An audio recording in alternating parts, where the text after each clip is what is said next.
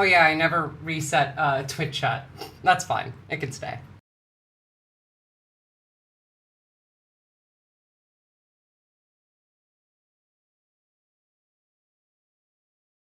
What's up, what's up, what's up, everybody? I'll be getting started in just a sec. Won't make you guys wait too long.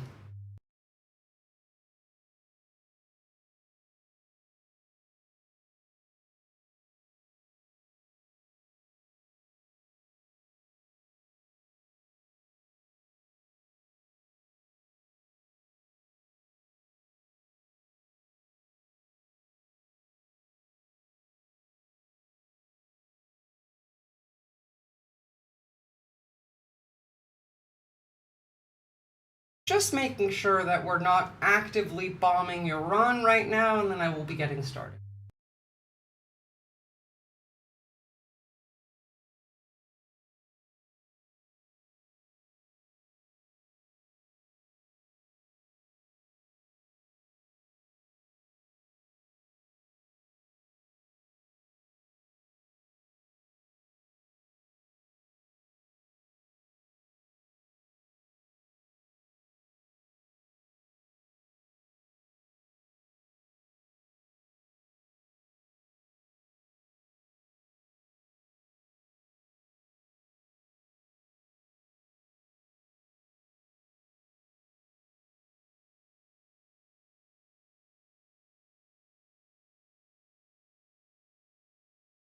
Hello, hello, hello, everybody. Good morning, good evening. Well, actually, good afternoon. For once, it's actually like morning slash afternoon for a lot of you Americans. So, what's up? I know, surprise stream at this time, but it is well, I mean, there's a reason I haven't been around lately. It's because it's been like well over 100 degrees, sometimes over 110 throughout the day, so I figured I'll try and get this stream in before the sun comes up. That makes sense, Anarchist Tech Support.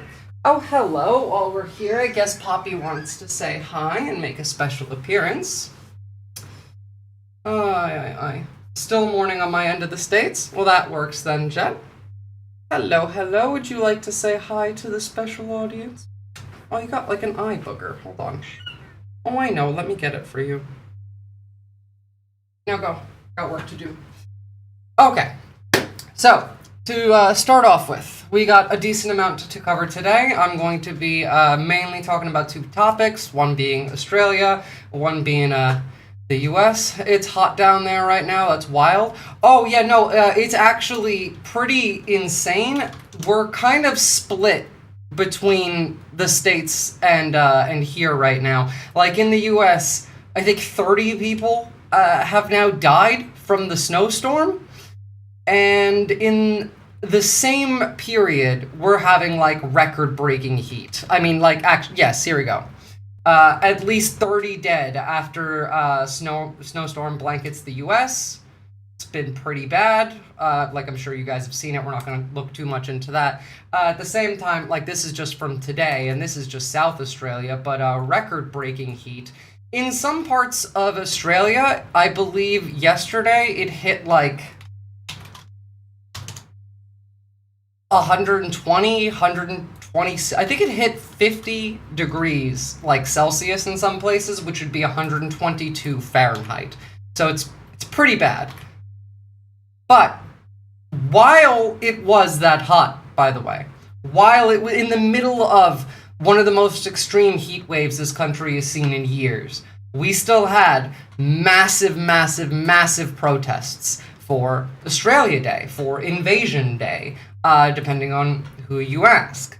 So let's get a bit of a rundown on what happened there, because a lot happened there. But first and foremost, for people who may not know what Australia Day and or Invasion Day is, here's a decent rundown on the subject first. Is Australia Day, Australia's national holiday. This holiday has been at the centre of political debate in the country for a number of years, with some activists petitioning to rename it Invasion Day. The 26th of January marks a moment in 1788 when Arthur Phillipps raised a British flag over Sydney Cove. When the British arrived in Australia, they acted like nobody lived there, and they used a legal fiction, to claim ownership of the entire continent.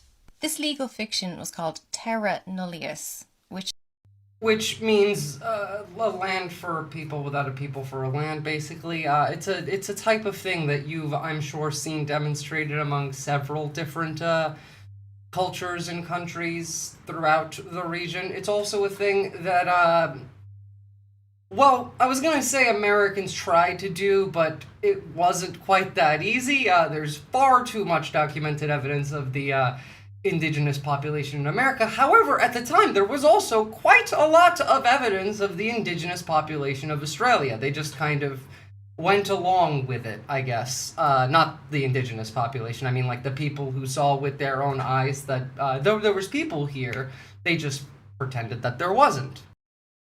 is the Latin for nobody lives there. The problem with this claim that Australia was empty is that it conflicts with primary evidence. This is like Lieutenant primary James British Cook, evidence. and he was a surveyor for the Royal Navy. In 1768, the British sent him to Australia to basically see what's up, what's down there.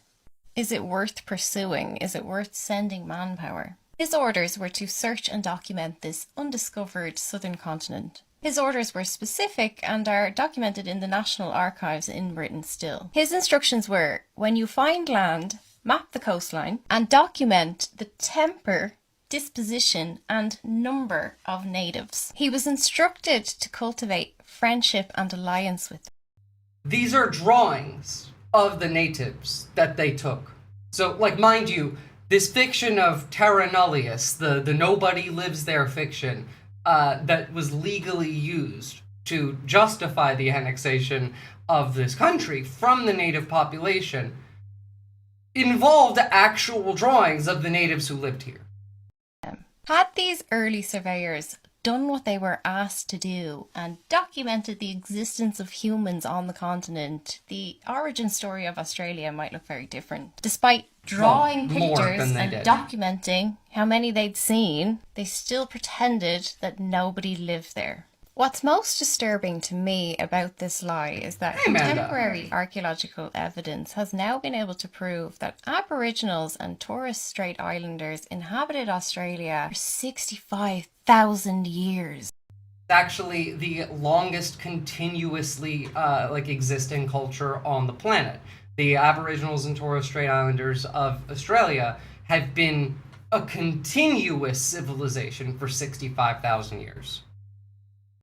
These are some of the oldest civilizations on Earth. Stone tools made from quartzite, crayons made from ground ochre, pigment additives. This is the world's oldest known use of pigments. These archaeological findings show that some of our core technologies were being used in Australia 20,000 years before they show up anywhere else. So, yes, terra nullius is a lie, a con, a legal fiction, more British Empire bullshit. There were obviously people on the continent. The other lie that Britain tells about Australia is that it was started as a penal colony. The story you've probably heard is that Britain needed to export all of its criminals. Prisons were full, and the Americans weren't accepting convicts anymore after the revolution. Australia was empty, Britain needed somewhere to put these people. Problem solved. That story skips an important step. Who defines what's criminal? Why did Britain have so many criminals? Because it... Not to mention the fact that, like, one of the states, South Australia in particular, was a state in which you could not live if you were a criminal who was sent to Australia because you were a criminal. You could only live in South Australia if you were a British colonist. It had criminalised poverty. The story of colonisation starts with enclosures. Enclosures in England dispossess people, strip them of their assets, make them poor. Then the Vagrancy Act criminalises the behaviour of poverty. Being homeless. Oh, wow, that sounds really familiar. You know, making it much more likely for you to become impoverished and possibly end up homeless, and then criminalizing homelessness. That's not something we're doing, like, today at all. I mean, not we as in Australia, we as in America, but still. This was a crime that could get you sent to Australia. Begging was a crime. Wandering without visible means of substance was a crime. To quote These all the Vagrancy seem like Act of things that we are making 1824, crimes. every person wandering abroad or placing himself or herself in any public space, street, highway, court or passage to beg or gather aimlessly shall be seen as idle and disorderly and a criminal. So why did Britain want to Yeah, thank God I've never seen that pattern in my life and probably never will. criminalise and export all of its poor people? And why are these early penal colonies conveniently located near resources that you can extract? The raw sequence. For example, the many natural resources that Australia has. I've said on many occasions that Australia as a nation is actually kind of very well positioned to be a global superpower in the coming new world order that is forming if we just stopped being cucked to America and stopped giving away all of our resources for free to everyone else. Of events here is that they first send surveyors to map out all of the land. They think about what it's going to take to build the extraction economy in the colony. By 1788, they understand fully what it is going to take in terms of manpower to get the value out of Australia. So they pass a load of laws that make it a crime to be poor, and then they ship those prisoners to the extraction sites. Between to make them 1788 work. and As in, the same thing that we're doing in parts of America, where it is illegal to loiter, it's illegal to sleep on the street, it's illegal to be homeless, and what are we going to do with you? We're going to pick you up and we're going to put you in a labor camp, or possibly worse. Look, you can tell when you see it through this kind of framing why there is a large amount of people in Australia who wish to not celebrate Australia Day on January 26th, but instead want to call it Invasion Day. Specifically, the people who did live here, the ones who were pretended like they didn't live here through the Terra Nullius thing, but also, I mean, like, a large amount of the non-Indigenous population. Because again, all of this was about slavery, all of this was about forced labor and the extraction of resources. No one wants to celebrate that when they're aware of it, when they understand it. In 1868, 160,000 people are shipped to Australia. Over 75% of those transported were for non-violent property crimes, and over 50% were transported on their first offence. Some of these crimes include stealing bread and being homeless. As soon as they arrive, they are assigned forced labour. Britain did not send convicts to Australia to tackle its crime problem. Britain created crimes to produce convicts, to send those convicts to extraction zones to work as forced labour. Which is the same thing that we see in the United States. Look, if you want more in-depth information about how Australia was founded, I'll link the rest of that video, but because we do have quite a lot to cover today, I'm going to continue on from there. But that is the foundation of the country. That is where Australia Day comes from. Now, because the 26th was Australia Day, it was expected that we were going to have large-scale protests across the country. Now, this is from 7 News Australia. This was taken the day before Australia Day. So this was just like a rundown of how the mainstream media was preparing for what was going to come. Obviously, this is from right-wing mainstream media. Sydney braces for major protests amid hate crime arrests.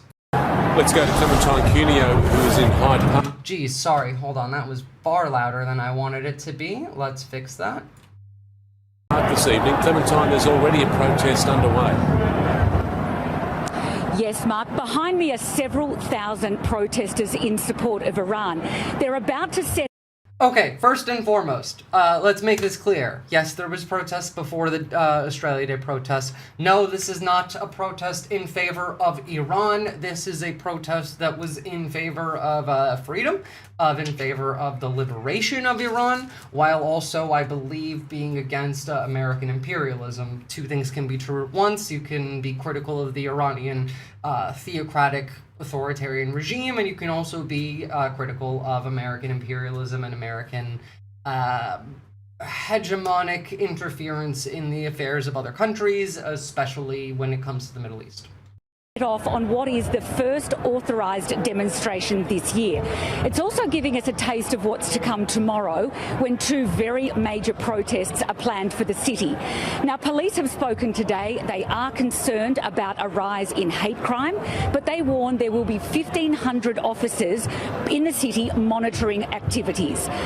Well, you know, the police were correct in their assumption that there would be hate crimes and their fear of that, because, again, this is still the day before the Australia Day protests, the same day from the video that we just watched of the police preparing. News broke that apparently, neo-Nazis in Australia had a plot to try and kidnap the Prime Minister after the Bondi shooting.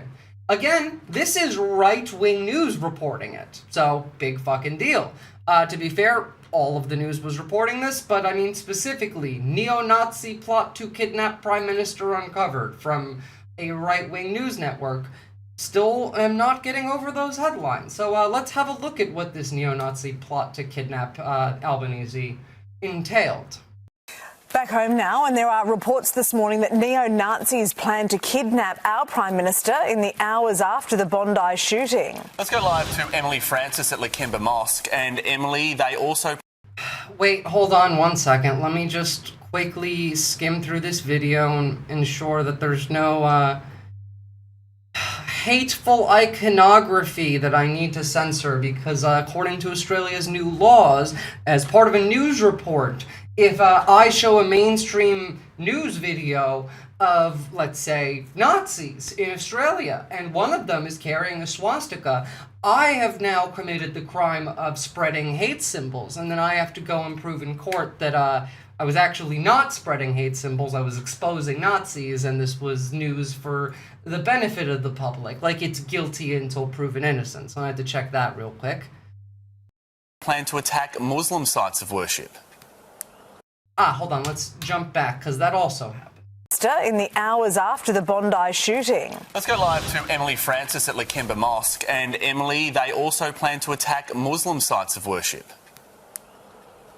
Yeah, David, it's believed neo-Nazis used encrypted chat services to discuss abducting the Prime Minister and make threats towards mosques, including references here at Lakemba. The Sydney Morning Herald reports that this was not a formed or operational plan, rather a series of violent threats and ideas exchanged. Excuse me. What do you mean this was not a operational plan? They had a plan to kidnap the Prime Minister and then bomb mosques after the Bondi shooting, which was about a month ago. No, don't give them that. They had realistic plans, enough that they were foiled by the feds. Like, are you kidding me? What's up, Hybrid Ethan? Yeah, early stream. Gotta get this in before the sun comes up and it hits, like, I don't know, Arrakis levels of heat again. Online. It's believed police have uncovered this, but have not commented on what action has been taken or whether any charges have been laid. The Herald reports. So, unsure of whether any charges were laid against the neo-Nazi group, you know, the group that it is illegal to be in Australia, after they allegedly tried to kidnap the Prime Minister and bomb mosques? You're gonna go up against Hassan? Pretty brave of you, Viz. Why am I up against Hassan again? Is it because he streams at this time? I don't know. I don't really care. I just gotta get, like, this out. You have to understand that not streaming impacts my mental health.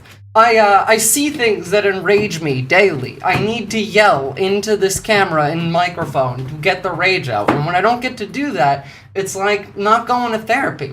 Someone planned to kidnap your executive first time? I mean, not necessarily the first time, but this is the first time where news is reporting that a neo-Nazi group tried to kidnap our first executive and then was not immediately, like, they weren't charged?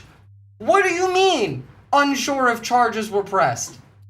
Action has been taken or whether any charges have been laid. The Herald reports that these messages were exchanged in the hours after the Bondi terror attack, but just this week the Lakemba Mosque received So like a month ago, before the hate group laws came into place, making it illegal to be a neo-Nazi, to the point where the NSN had to disband, while they were also planning terror attacks, while there have been multiple terror attacks, threats against mosques, violence against Muslims, just like last week in South Australia, there was an incident where 2 Muslim women in hijabs were chased out of the mall in Adelaide by some guy screaming he was going to kill all Muslims. That was like all over the news.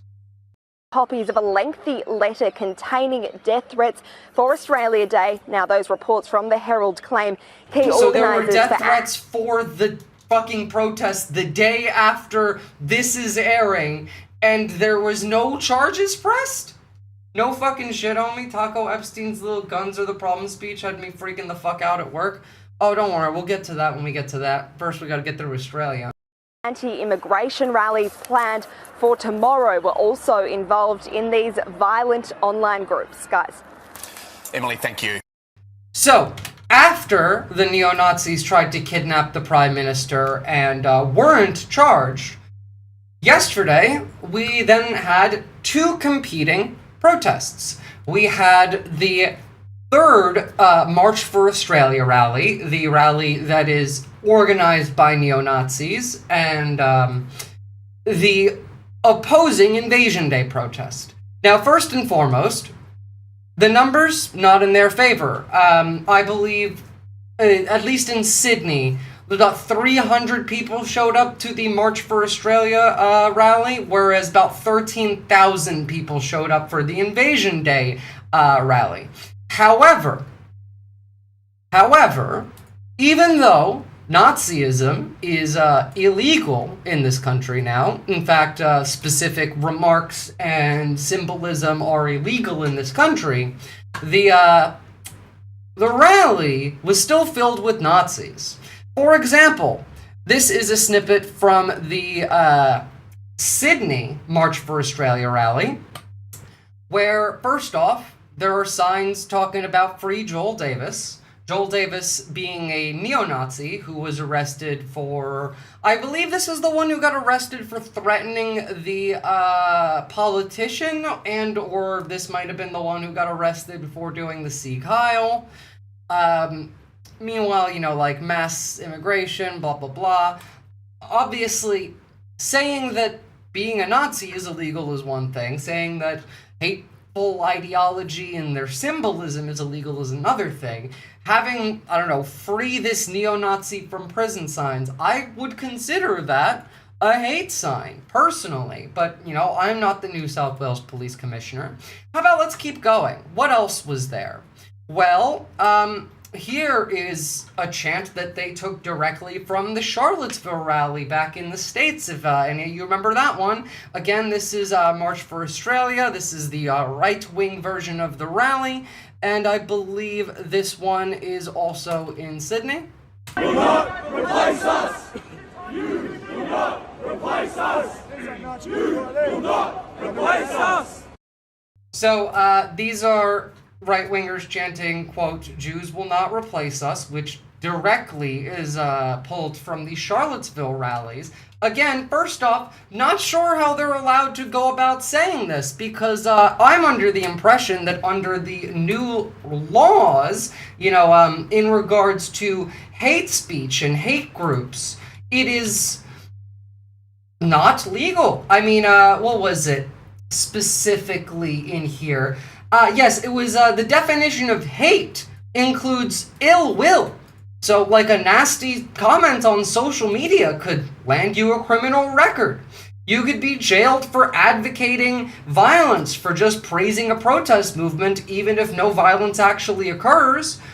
So how are these people walking around saying, quote, "Jews will not replace us"?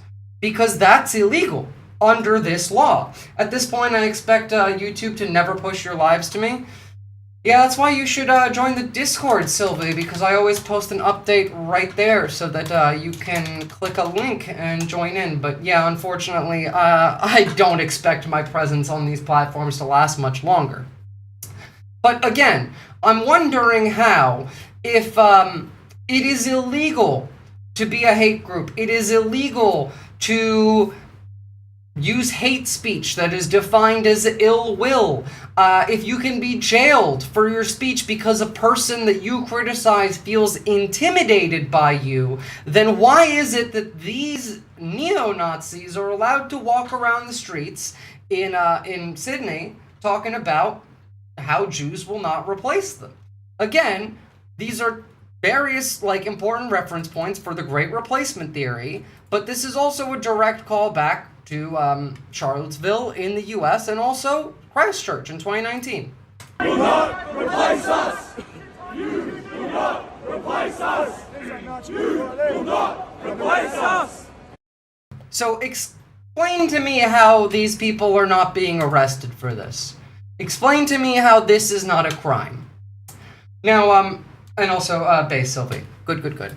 Now, one person who did get arrested at this rally was a neo-Nazi. Thankfully, we did have one neo-Nazi being arrested.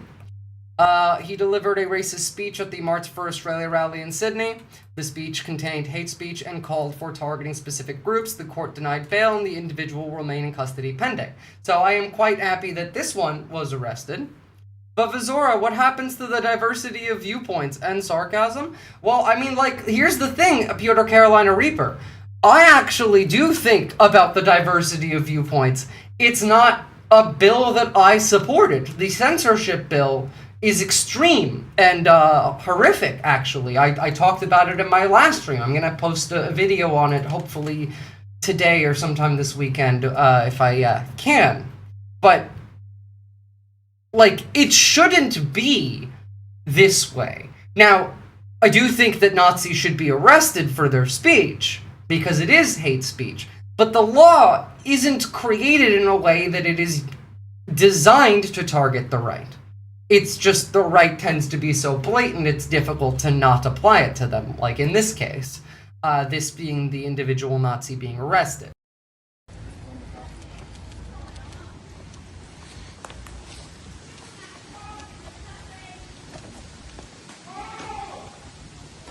But for example, because of this law, there are plenty of things that I cannot say anymore.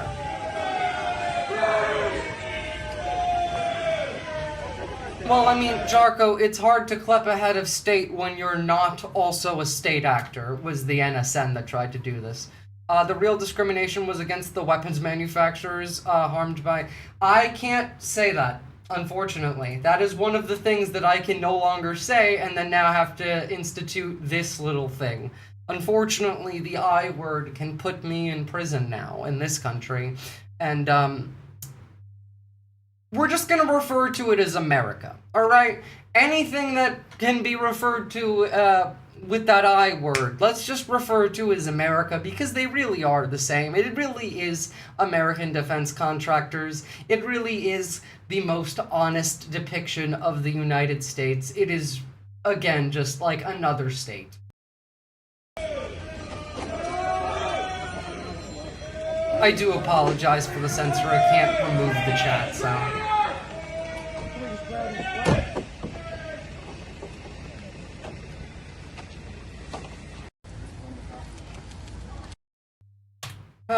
I see a fuzzy V. Good, that is what you should be seeing. So, what actually got this guy arrested? Well, this clip did. Now, I'm unsure whether I'm actually allowed to play this clip or not, but we're going to play it anyway. But specifically, let me make clear that this is a neo-Nazi that I am very glad was arrested. This is a neo-Nazi who spoke blatant anti-Semitism and Islamophobia throughout this speech, and also reportedly used another word that is now banned. No mention of the anti-Semitism in the media, but Murdoch is reporting that another word was used at the Invasion Day rallies. Don't worry, we'll get to how the media is covering the Invasion Day rallies in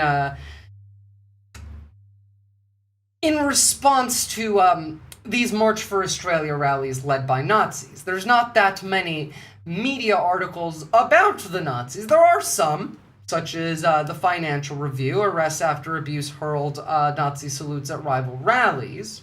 However, not the rest of it, not the bomb threat that was called into the Invasion Day rally. And we'll talk about that in a second. That's okay, Piotr Carolina Reaper. You can't hide it anyway. Even if you did hide it through Twitch chat, it wouldn't hide it off the screen. So, like, we'll just send a couple chats until it disappears. But let's take a listen to what this neo-Nazi had to say that got him arrested. Remember, we don't advocate for this. Fuck this guy. I'm glad he's in jail. We'll try and keep it just to a few minutes. All right, we don't want them dragging on. Last time the crowd ended up just dispersing, so go ahead, mate. Well, first and foremost, this sign right here, from the outback to the sea, make Australia Islam free, that is hate speech. That is a hate symbol. In fact, I think that sign is illegal under this law. In fact, I am offended. I take ill will from that sign. The holder of that sign has intimidated me, even though I'm not Muslim. And so, what's gonna happen now? Just wondering. I need to drag on for a few minutes. I'll say it quickly. The fact is that all these politicians that came up here, spoke about bravery, all that bullshit, because they don't know what it means. They came up here, gave you a bunch of words, but none of them called out the fact that the hate speech laws were pushed by the Australian, the Jewish lobby groups in Australia.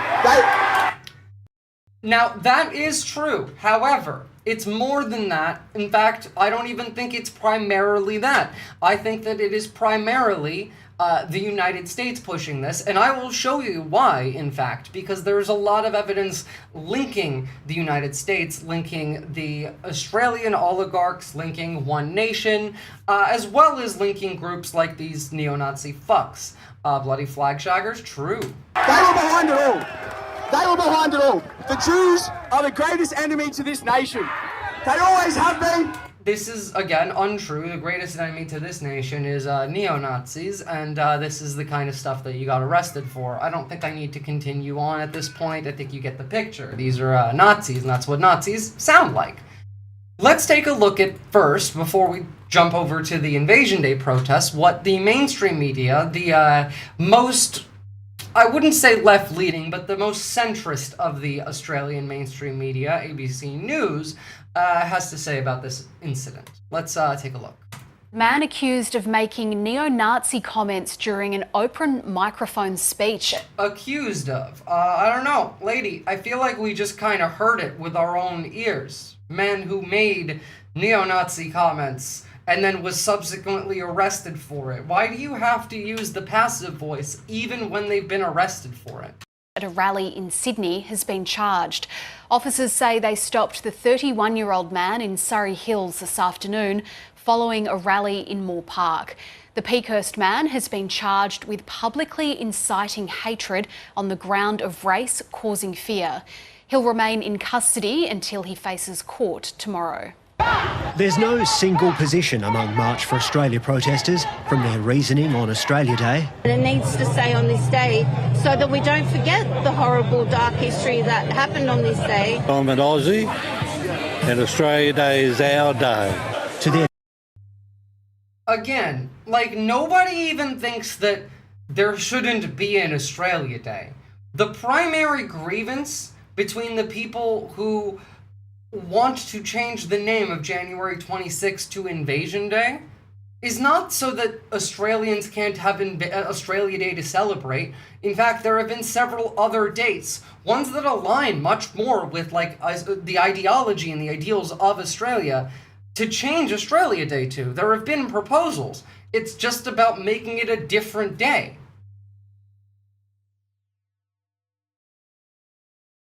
I mean, Jarko, I will just mute you, but, you know, just call it America. views on neo-Nazis, some calling for their release. Yeah, they are neo-Nazis. There's a sign saying free this neo-Nazi right there. How is this even legal? How are the police not cracking down on this when they were cracking down on the other side? Well, I have a couple guesses for you as to how that happens. Others rallying against anti-Semitism. And it's totally un-Australian. But in this sea of opinions, there was one that united most marchers, that immigration was out of control. It's damaging our economy and our culture. There is no immigration issue in Australia. None whatsoever. In fact, actually, no, there is an immigration issue in Australia. We have under-immigration. That is the issue. Every single one of these people who are walking around thinking that immigration is an issue in Australia are doing so under the guise of three things. One, the availability of housing, the price of housing. 3, the availability of jobs. It's just these three things.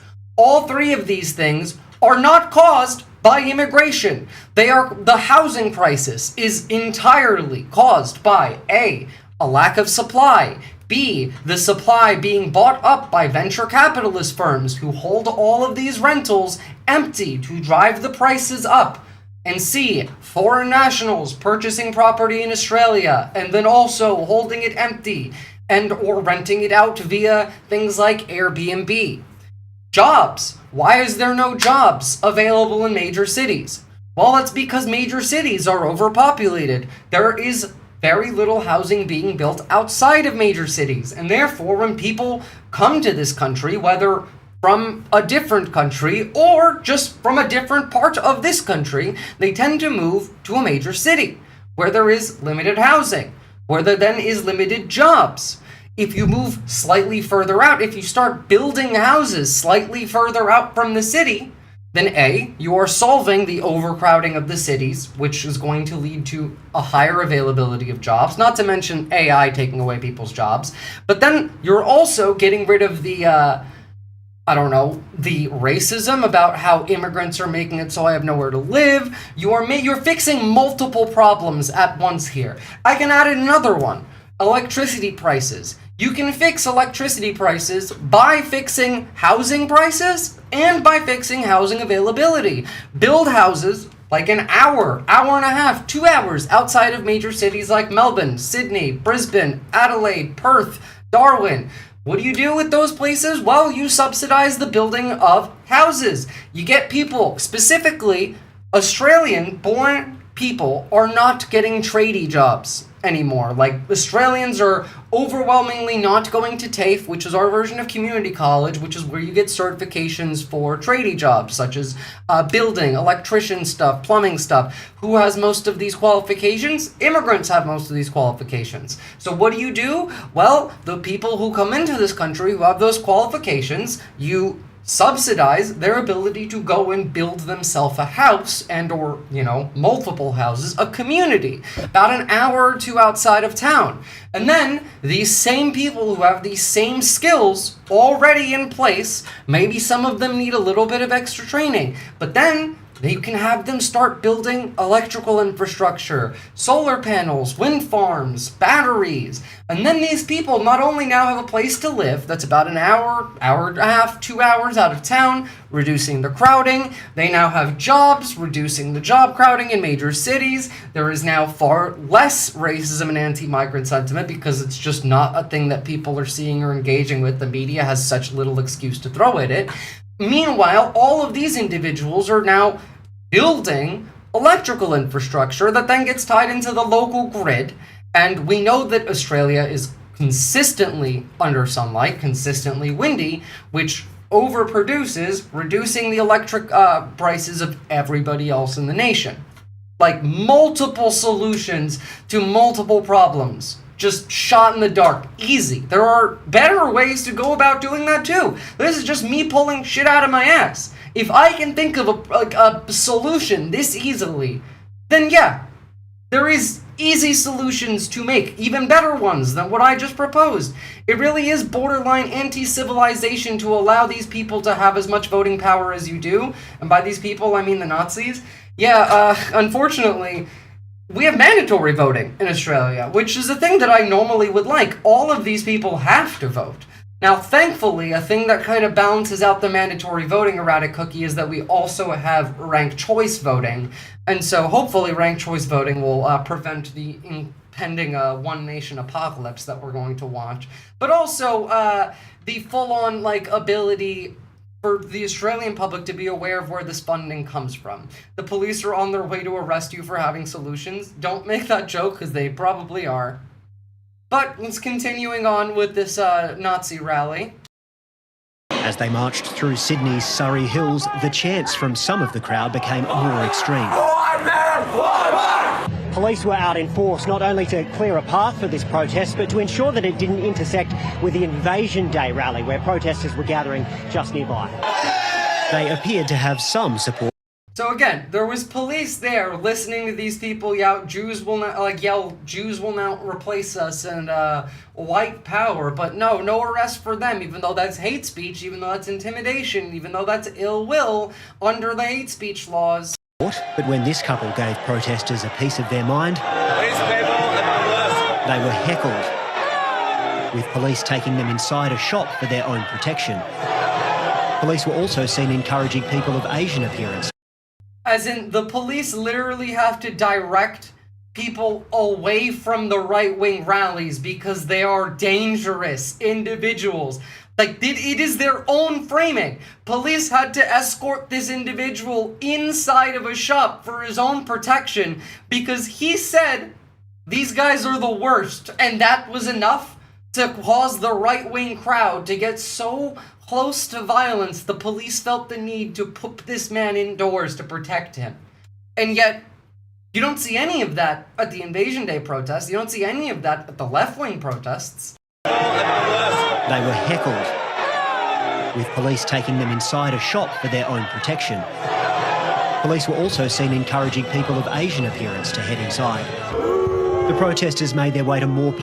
Ghost Pepper, it's the racists I don't care about. Like, they're not the ones who I'm talking to. These solutions I have been saying for a long time. It's not just the racists, it's even Labour politicians.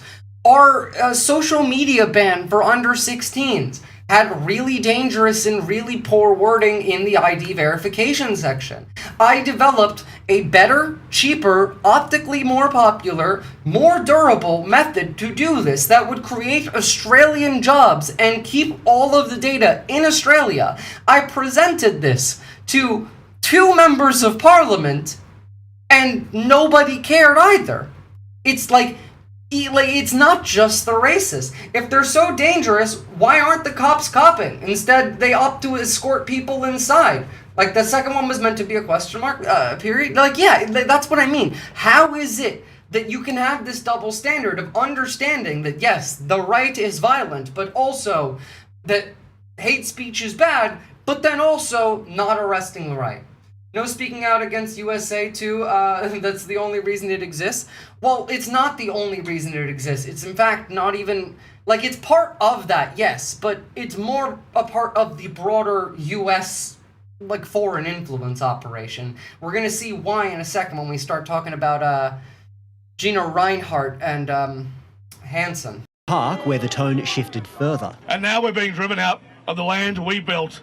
And when the mic was opened up to the 65,000 years people lived here without you. audience, this man took the stage, launching into an anti-Semitic diatribe that the ABC's decided not to repeat. And an Islamophobic diatribe, but yeah. A short time later, he was arrested. We will allege that the language he used, his presence, was clearly and unequivocally assigned with neo-Nazi ideology. In the nation's capital, Invasion Day and March for Australia rallies came face-to-face out the front of Parliament, with police trying to keep the peace. There was a heavy police presence in Melbourne too, where about 2,000 people rallied at Flinders Street Station. While in Brisbane, Pauline Hanson told the crowd she'll change the political... Pauline Hanson is a big part of the reason why this censorship bill exists, and Pauline Hanson is benefiting greatly from it, including with her engaging with Gina Reinhardt and stuff like that. How'd you submit your recommendation? Was it to a parliamentary committee? No, I mean, I literally went and met with MPs and spoke with them. I recommended it to them. I was told that they were going to try and get me a meeting with the cybersecurity minister, and I reached out for, like, follow-up. I never got a reply back from either in those cases. But, like, the MPs themselves sounded like they liked my idea themselves. It was state level, and so when it went up to federal, that's when it started getting ignored. Liddy Bruz. However, I did learn a lot of lessons on how to go about doing that better for next time. Okay, so we got through this entire video, right? We talked about how the Nazi got arrested. Now, anywhere in this news clip, did you hear any mention of the fact that there was a bomb threat called in to the Invasion Day protest? Specifically, like, to the non-right-wing protest. How there was a threat of violence at the protest that had over 10,000 people, in which, weirdly, the right wing was entirely left out of. No talk in the media about it, really. Very, very little mention at all, in fact. Whereas, you know, you look at the March for Australia rally, and, like, this shirt in and of itself, theoretically, is illegal under these new laws. So, this guy can walk around with a shirt like that, even though that's illegal. But bomb threats, well, they barely get reported. Did you spend millions to get it pork-barreled into a funding bill? No, I did not. I recommend submitting it to a parliamentary committee next time. They weren't going to listen irrespective of, but, like, that's one of the more effective ways to do it for the public. Yeah, I learned that, for one, Liddy Bruz, but secondly, you're right, they weren't ever going to listen to that one regardless. Even though, like, it would have made the money, it was optically more popular, it would have done the job they wanted better. Too much money was involved there. But let's learn about this bomb threat. That shirt was a perfect representation of the Nazis and a wife beater. Yep. And that shirt is a crime. Hell, again, just to make it really, really clear, I don't support those people. I don't support the individual in that shirt. Because under the new hate speech laws, as a newscaster, me showing you that shirt is me showing you a hate symbol. And as long as I make it very clear that I don't support that hate symbol, I should be fine. But if I just showed you that and said, look at this fucking Nazi, and then moved on, well, I could be held liable, because under this new law, it's again guilty until proven innocent. But, again, what we don't hear much of is the violent right. Good evening. We begin with alarming details about a bomb threat in the city. It sparked panic and fear, with 2,000 protesters evacuated. The device didn't explode, averting what could have been a catastrophe. Tonight, a man is in custody as police raid his northern suburbs home. Lucy Murray begins our coverage. This is the moment police believe they're running into what could be a mass casualty event. Officers spill into Forest Place from every direction. Everybody please move back! Just seconds before, 2,000 people filled the square. The speeches cut. The stream keeps pausing. I don't know if it's just me. Let me see. YouTube looked like it's doing fine. Let me see what Twitch looks like. Which looks like it's doing alright as well. We've had a couple spikes in bitrate, so probably might have something to do with that. Shobi. And next time, feel free to contact me if you want. I'll try and get you a meeting with some of the senatorial COS and their advisors, which could manifest into a formal meeting. That would be great, actually, Liddy Bruz. I absolutely will hit you up for that next time. Why do all the news stations still interlace their videos? No idea. The entire crowd told to move back. I apologise for interrupting your celebrations today. Right, so your safety is paramount. We need you guys to There is step something back. in the crowd at this moment in time that I cannot verify your safety. So please, head out. You know, I would expect more news coverage on the bomb threat that was called into the much, much, much larger Invasion Day rally than just a couple of, 3-minute videos here and there. But on the ground, there's confusion. Police are moving everyone on in this crowd in Forest Place. They say there is a threat and people need to leave the area, but the crowd isn't going quietly. This is an Invasion Day rally. Here, there's fear and animosity towards police. Well, I mean, I would imagine so, yeah, considering the police have kept criminalizing these protests throughout the span of this hate speech law, passing.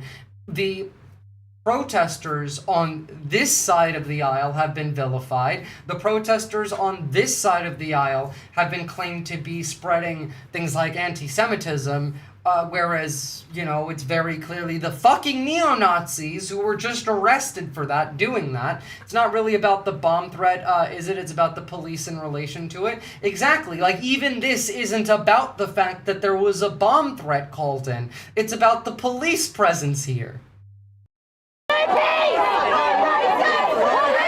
The crowd doesn't know what police have found, an improvised explosive device. The device that was located just in front of the stage area contained ball bearings, contained screws, and those items were wrapped around an unknown at this stage liquid in a glass container. Members of the public saw it thrown. You know what kind of groups teach their members how to make bombs like that? It's right-wing groups. You know, ones that generally try and go after kids on gaming platforms. You know, the ones that have Telegram channels, stuff like that. Those are the ones that teach people how to make bombs like that. A thing that you should definitely not do. A thing that is very illegal and this person should be arrested for. And alerted police. The scale of the response clear. Police cars, trucks and riot vans ditched on Wellington Street. The male that was arrested is a 31-year-old male from Warwick. He's currently in the custody of police. There is a reason you're not going to hear too much about this 31-year-old male, and I'll show you exactly why after this video. Being interviewed. His house is currently being searched. That a peaceful protest was targeted in this fashion runs against the very heart of what it means to be Australian. The protesters determined not to be silenced by fear. Not just fear, by the way. Remember, it was like 45 degrees Celsius at minimum on this day, being like 113 degrees Fahrenheit. It was fucking hot while all of these people were out here. Not to be silenced by the one person who wanted to hurt their fellow Australians on our National Day.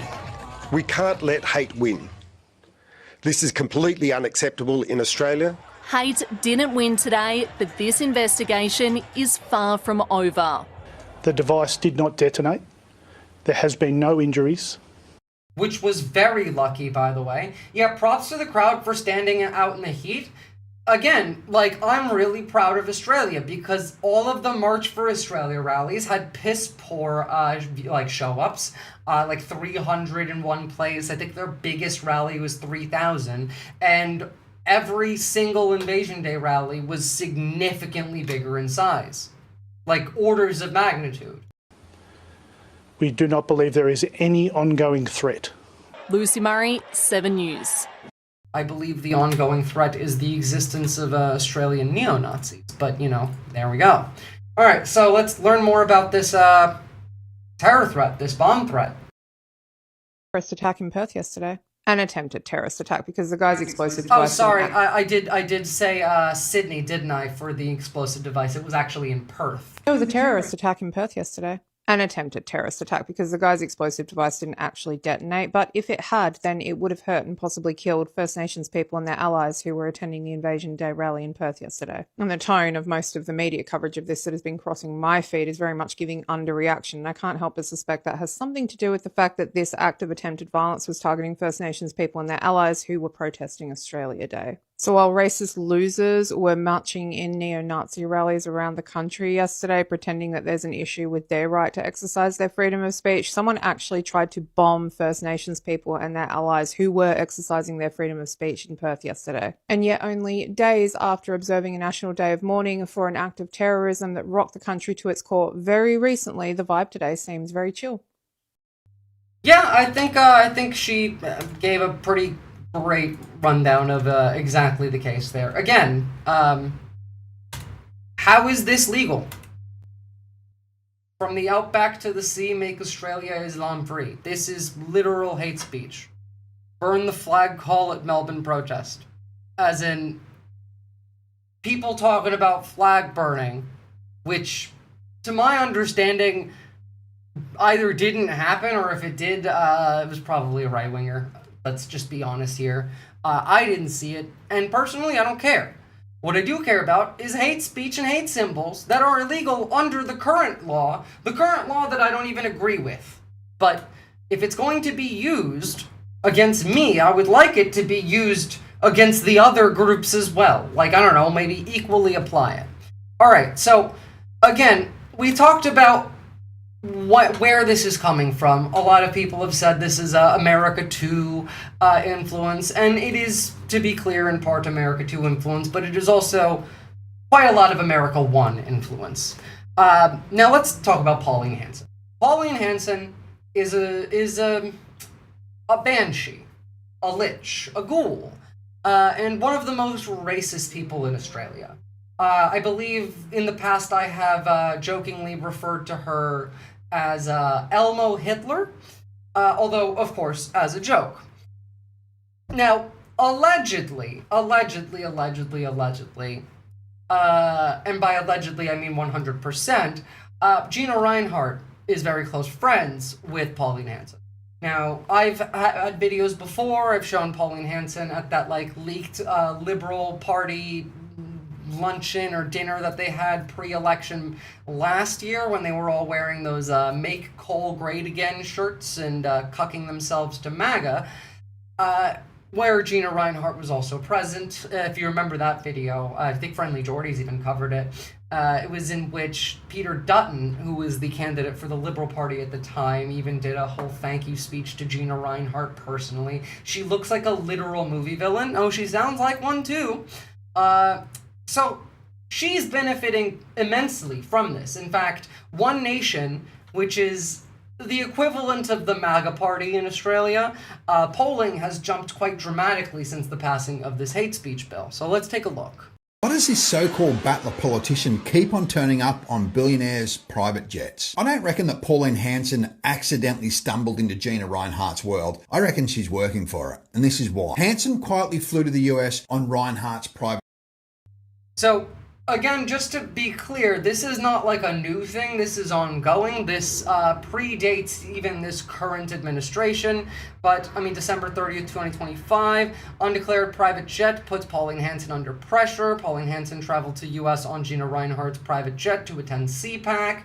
I've talked about in the past, in fact, I have a video on my YouTube channel, for those of you on Twitch that may not have seen it, called Australian Sovereign Citizens, in which I have tied the sovereign citizen movement in this country to CPAC Australia, to the Atlas Network, and to Gina Reinhardt's funding herself as well. And so Pauline Hanson fits right in with that. Jet. Then she popped up again dining with her in Thailand. And then she sat down in Parliament to a Wagyu steak that you can't even buy from the shops because it's off Reinhardt's own farm and it's reserved for the super rich. And Hanson herself, well, she is pretty rich. Pauline...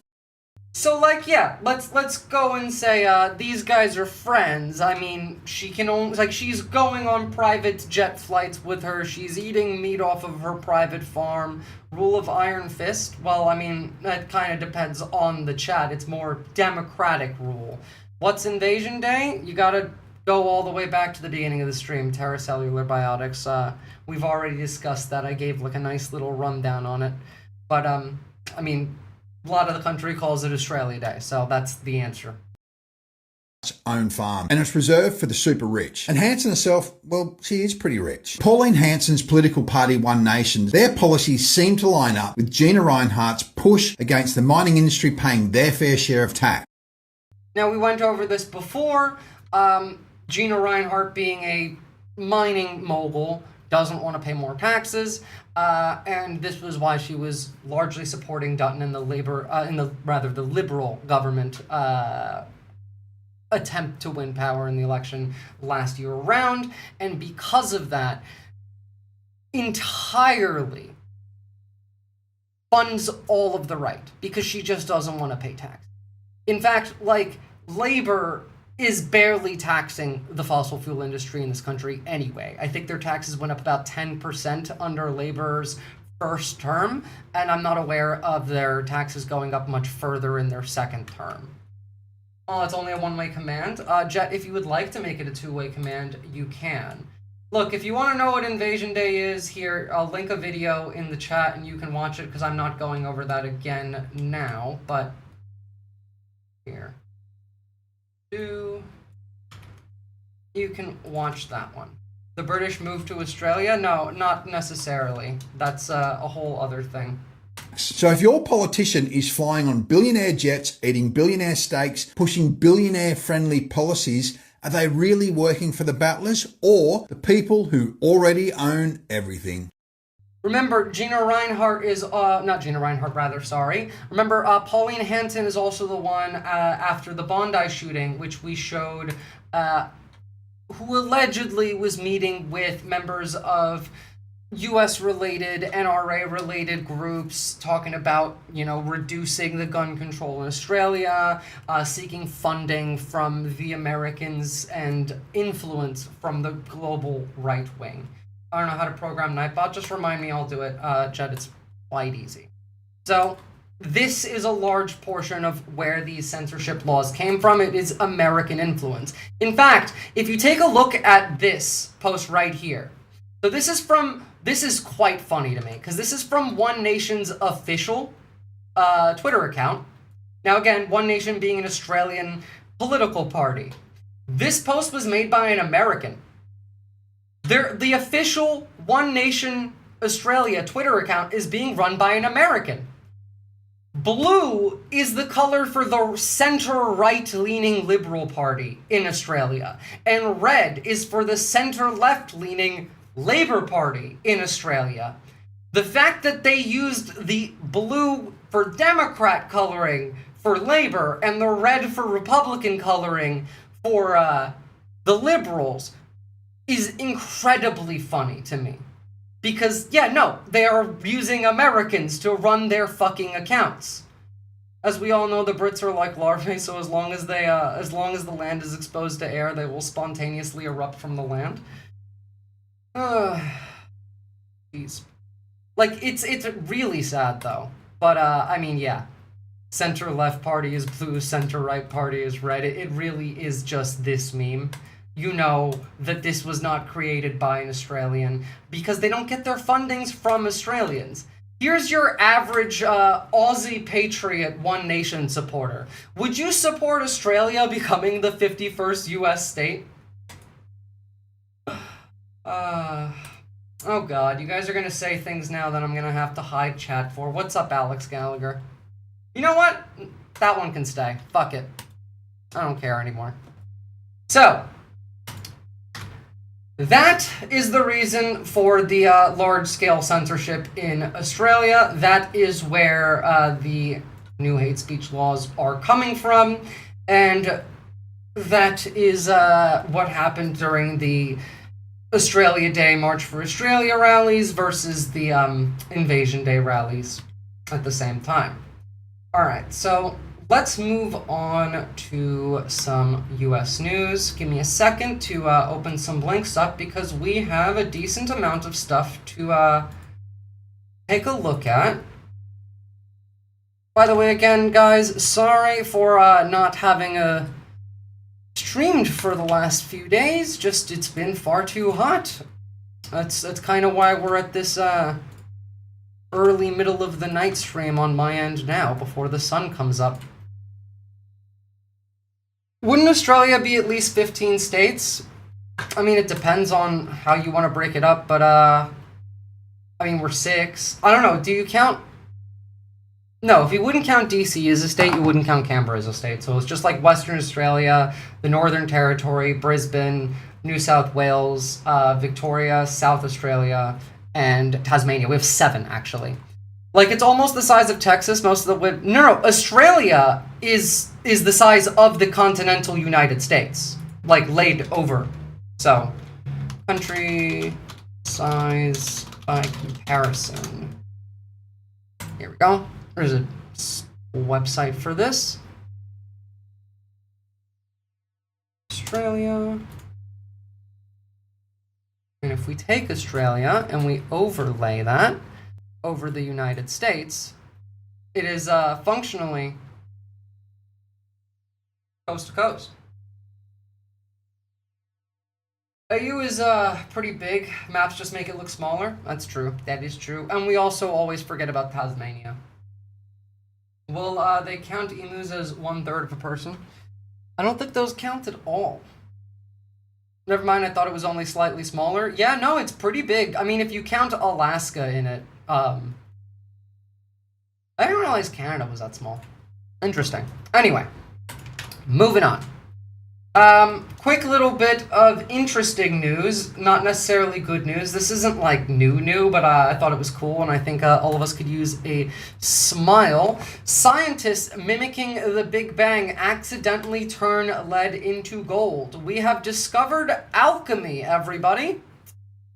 Medieval alchemists dreamed of transmuting lead into gold. Today, we know that lead and gold are different elements and no amount of chemistry can turn one into the other, but our modern knowledge tells us the basic difference between an atom of lead and an atom of gold. A lead atom contains exactly 3 more protons, so we can create a gold atom by simply pulling 3 protons out of a lead atom. As turns out, we can, but it's not that easy.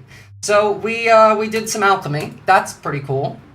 I don't know. Like, I know it's not the same. I know we didn't just make a bunch of lead into gold, but I still think that that's pretty freaking cool. Personally. Now, the other thing I want to show you guys, and this is, yes, partially an excuse because I do enjoy watching strong dudes chop wood with an axe, but it's been very cold, and the opposite of what happens in Australia, where trees explode from overheating, has been happening in the US, where trees start exploding from being too cold. And so, here's an example of what that looks like if you haven't seen it. Oh yeah, absolutely, Arctine.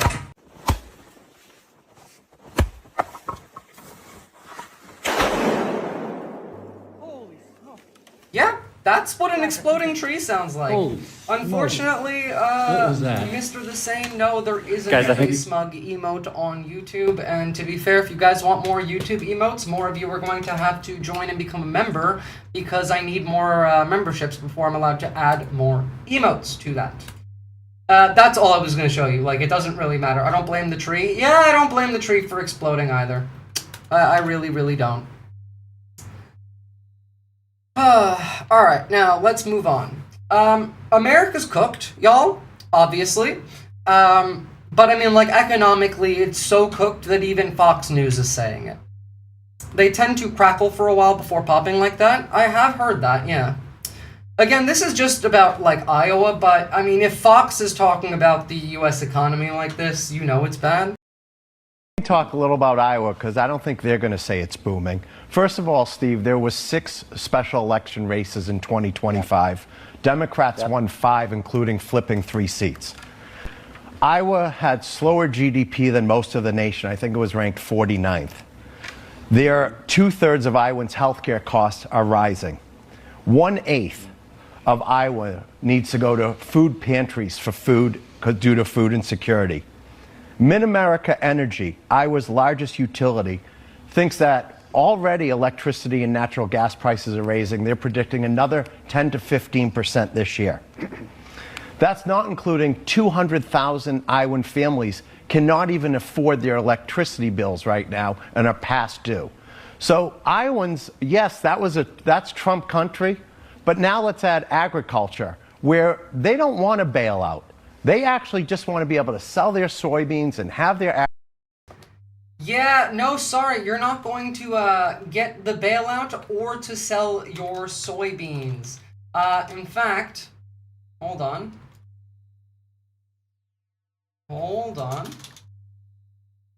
Where is agriculture? My favorite video of the week?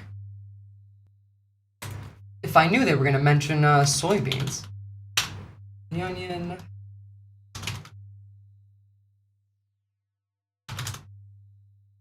Here is my favorite.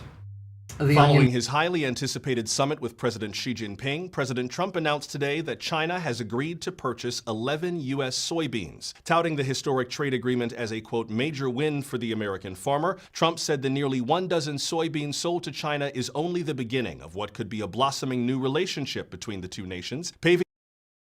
So yeah, that's what you're getting with your soybeans. Tariffs for them have been a disaster in the farmland. Yes, 11. I mean, it was the onion. Look, guys, it's bad. Like, it's really, really fucking bad. Yeah. Oh, also, the brain drain from this country is insane. Oh my god, my poly market bet is paying off. I had at least 10. God damn.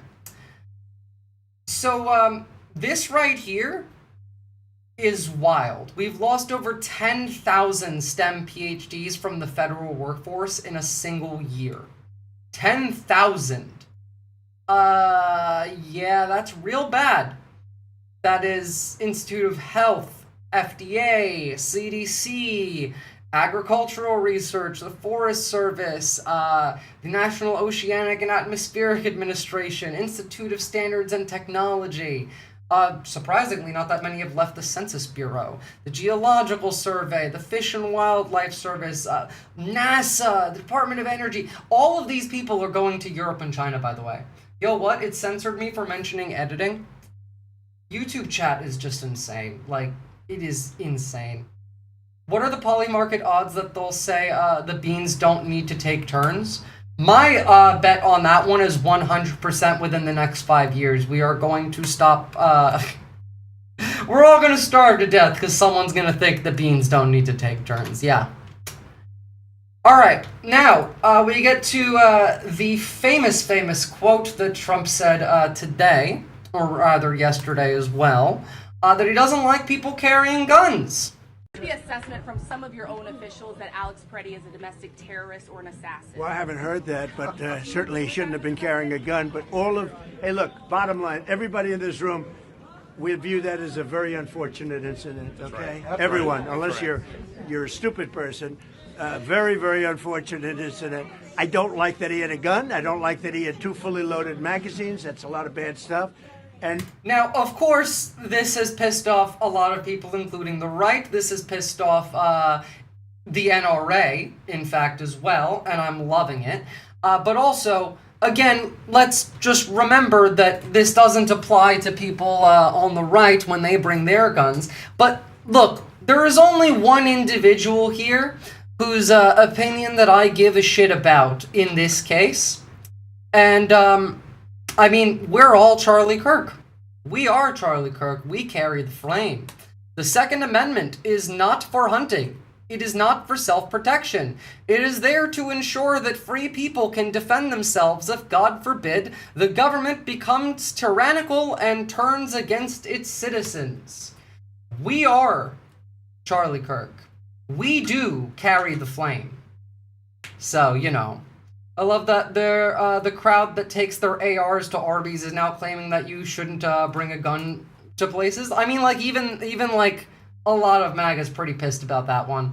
If I can't bring my guns to the grocery store, how will I feed them the Detson Devil Fruit? I don't know which one that is. I still need to watch far more One Piece. Have you heard about this Agartha Kirk guy? I have indeed. I can't read Agartha Kirk's tweets, though. They will get me in trouble. But they are incredibly funny. But no, seriously, like, the right to have a gun and carry it on you is specifically for this reason. So, like, yeah. And just to be clear, while all of this is happening, while, as we've seen, Americans are starving, unable to access their health insurance, while people are being executed by masked fucking terrorists in the street, this is what is happening at the president's house. This is what Mar-a-Lago looks like. This is straight out of the Hunger Games. I've shown you guys this many times. They just keep having parties like this while people are starving. Wait, I forgot I probably can't play the audio on this because it's going to have copyrighted music behind it. But they're just throwing, like, fancy pool parties. They don't give 2 fucks. Y'all can starve. Y'all can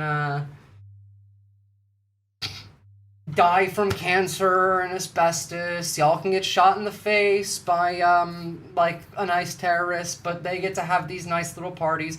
The overt reason the Second Amendment was to protect the citizens against tyranny. The covert real reason was to keep whites safe from those that they oppress. I mean, that is true. But, like, specifically, yes, the overt reason the Second Amendment exists is if the government decides to be tyrannical. That's the whole fucking point. Oh wait, this one I can show. This is the kind of shit where, I mean, Agartha Kirk's like Twitter account has been making me laugh very, very hard. Ken Klippenstein, DHS leaking like crazy right now. I'd recommend the butt plug. True. What's up, Maniac Shade? Speaking of people who are going wild, Slovenia is not pulling any fucking punches. Now, if you didn't know, Slovenia is the country of origin of the First Lady, you know, Melania Trump, but I don't think they care, because here is the front cover of a Slovenian magazine right now, showing Trump with a Hitler mustache made out of crude oil. I think even the robber barons of the 19th century would blush at being caught at a place like that. You're not wrong, Liddy Bruz. I mean, that's like straight out of the Capitol in the Hunger Games. Pretty bad. All right. Let's open a couple more links.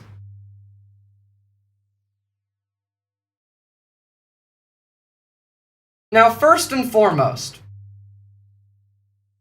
I don't know whose fucking grandpa this is, but I love the energy and I respect it.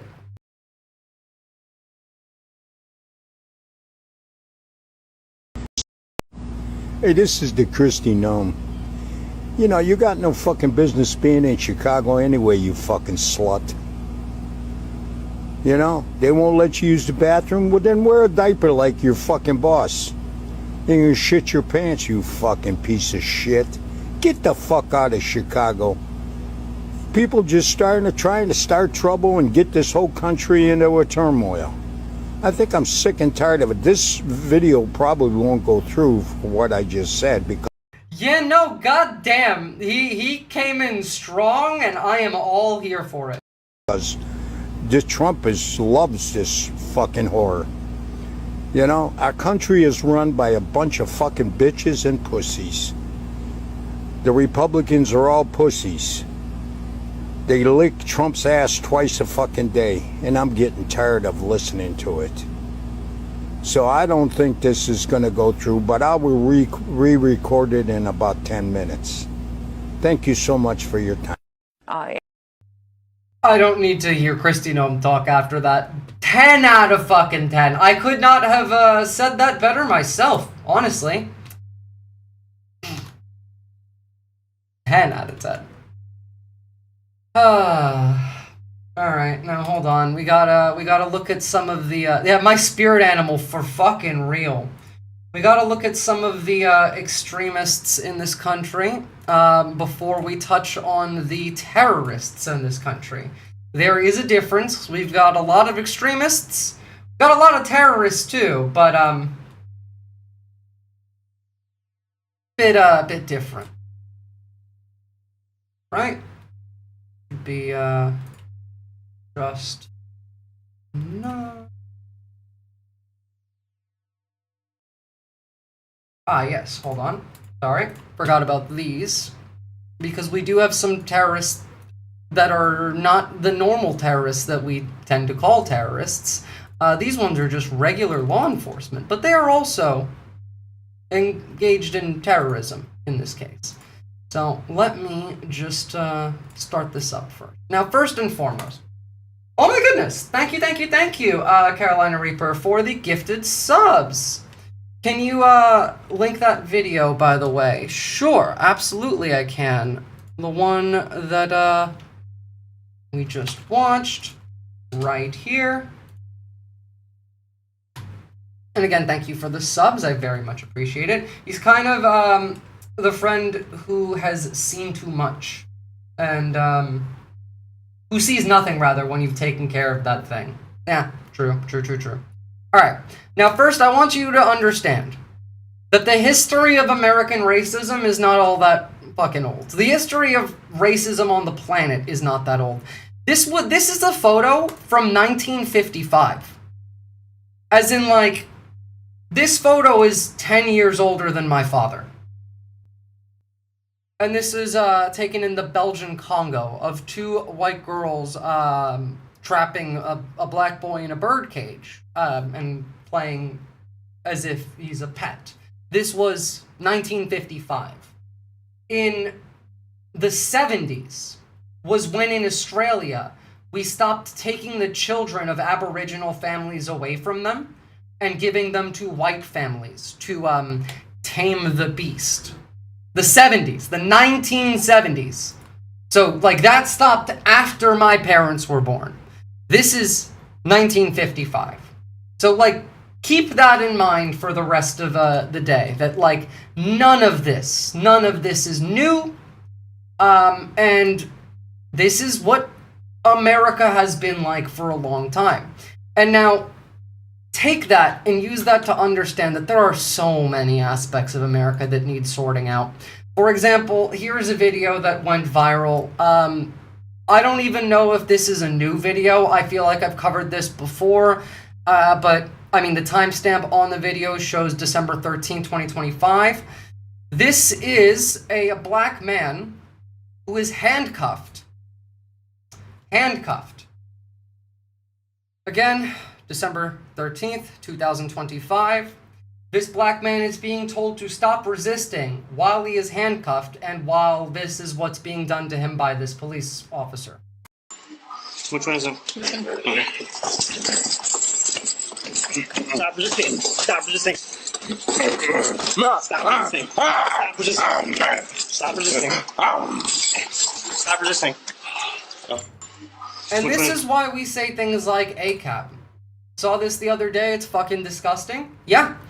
There's a reason why, depending on where you are in the United States, I mean, like, there are police departments that have entire graveyards of dead black people that they have killed and then buried in their fucking backyard all along the South. We've covered instances of that on this stream. We've covered, like, various unearthing ways that happened. Like, you should give bro a Trump dance special if you want him to chill the fuck out. I don't even know what that means. But Jesus fucking Christ is right. I don't care what this man did. I don't care if he spit in that officer's face. I don't care if he fucked his wife. I don't care if he's a pedophile. That's not right. Now, like, if he's a pedophile, there's a lot of bad things that I would like to have happen to him. This, I wouldn't even wish upon a pedophile. This I wouldn't even want a Nazi to experience. This is just bad policing. This does nothing of benefit for anybody. This only reduces trust in the institution and dismantles, like, any ability for anyone to trust law enforcement. Like, even if the person who was receiving this treatment in any capable possible way deserved that treatment, they didn't deserve that treatment. Not like that. But, of course, this is a innocent, like, I don't care whatever the fuck he did, he's innocent in this case, did not deserve this. This is a restrained man being beaten as he's being told to stop resisting. And this is just happening because he's black. We need so much of America being, like, sorted out. It only reduces trust. It does nothing of value. Again, even if that was a Nazi, even if that was a pedophile, I don't want the cops doing that because it makes it so that their job is questioned more. It makes it more difficult for you to trust them. And in this case, you should not trust them. You just shouldn't, because this is how the cops act in America. Here's another example. She didn't sit when she was told to. He threw her to the floor. She's handcuffed, standing and defiant. She refuses to comply. The officer barked commands and then slammed her down. She cried out in pain. Others rushed in to restrain her. This is right off of the body cam. By the way, the cop in this case has been charged with felony battery and has been kicked off of the police force. So, again, there is pressure that does result in change. This is not a cop anymore. That's enough. I'm done. Either you fucking take me to go piss, or I'm fucking dead. No, take me. Have a fucking seat, bitch! Have a fucking seat! This person should never be allowed to carry a firearm. This person should not be allowed to operate a motor vehicle.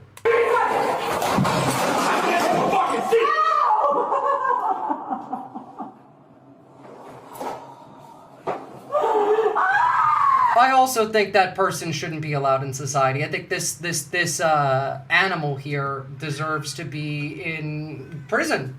This is a threat to everyone around him. Fucking hell, man. Like, again, it is all about feeling emasculated. He didn't like a woman. Did the woman cop laugh? We'll watch it over. I didn't see. But, like, this is all about him being mad that she stood up and didn't listen to him. Animals are kind. That's an abomination. You're not wrong. There's specific words that I can't use anymore that I would have used for this one last week.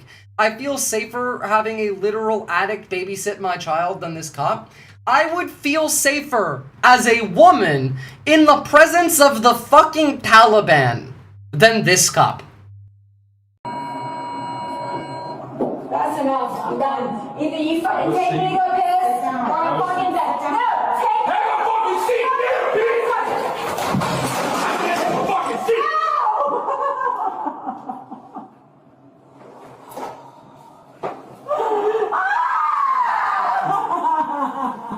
I don't think she laughed. Oh my god, you just fucking made me bleed. I bet that dude works for ICE now. I bet you're right, Jarko. I wonder how many people know that our Border Patrol / ICE has its roots in the Texas Rangers, a group that was there to kill Mexican / indigenous / free slaves escaping from Mexico. Probably quite a bit. Again, like I've talked about the fact that we keep referring to ICE as the Gestapo, and they are much closer to that of the brown shirts than they are the Gestapo. They're not exactly secret. They act more like slave catchers, and they act like the brown shirts because that's more akin to what they are. They're more of the violent terrorist variety that will eventually, by their own people, be purged for making it too difficult for them to, I don't know, like, control everything, the energy of what's going on. And then they'll be replaced by the Gestapo later, after that. But, I mean, like, that is the case. What's up, Factually Active? But, I just need you all to understand, regardless of what they may say to you, if a federal agent kills you for impeding an investigation, that is called murder. If a federal agent kills you for kicking them in the shin as hard as you can, which you should not do, that is still called murder. If a federal agent kills you for throwing dog shit at them and blowing a whistle while packing heat, that's still called murder. Here in this fucking country, you go to a court and you get sentenced by a judge. Fuck around and find out is not legally binding. I don't care what your stance is on ICE as a whole, immigration or whatever, but like, it's just murder. It's just fucking murder. This cop has the same mentality as Jonathan Ross. They can't handle it when a woman isn't afraid to them. So the consequence is injury, rape, or death. Remember, Jonathan Ross was in that position for over a decade. He was working for ICE during the Obama administration. Remember, Tom Ullman was appointed during the Obama administration. Now, he's still a cop with the exact same org without any real punishment. I don't even need to check the statistics. Make punishment that aberration, not that cover-up. I mean, it did say that he was no longer with the force. He probably still is a cop, probably just a cop in a different municipality, if anything. There's plenty of ICE that are ex-IDF. Well, considering the fact that ICE has a field office in Tel Aviv and they are trained in Tel Aviv, just like how most U.S. U.S. police officers, high-ranking ones especially, are also trained in Tel Aviv, that does make sense. As I've talked about before, we are all Palestinians now, because the technology that they used to carry that entire thing out over in America too over there is the same technology that's being used against us right now. By the way, imagine being a Christian pastor and posting shit like this. I mean, such Christianity from Joel Webbin. ICE is doing pretty good, but they must do far more, like making fun of the man that they summarily executed on the street, which even the regime had to back down from. There's a literal program for cops who were fired for misconduct to be hired in other jurisdictions. Yup. And when we look at these kind of people, these kind of police officers, and the mentality of Americans in this country, it makes a hell of a lot of sense how you get people like this. Here is an insane person just walking up to random strangers and being a problem for no reason other than because she feels entitled. Get the fuck away from us. Is this your ranch? It's our ranch. Get the fuck away from us. Navajo. Get the fuck. All your Mexican $300,000 payouts from the government. Are you up for Trump? Turn your fucking things off. I'm an American princess. I'm an American princess. The fucking level of schizophrenia. And you know what? No, not even. Because, like, schizophrenics are far more coherent than that. I know schizophrenics that are more coherent than that.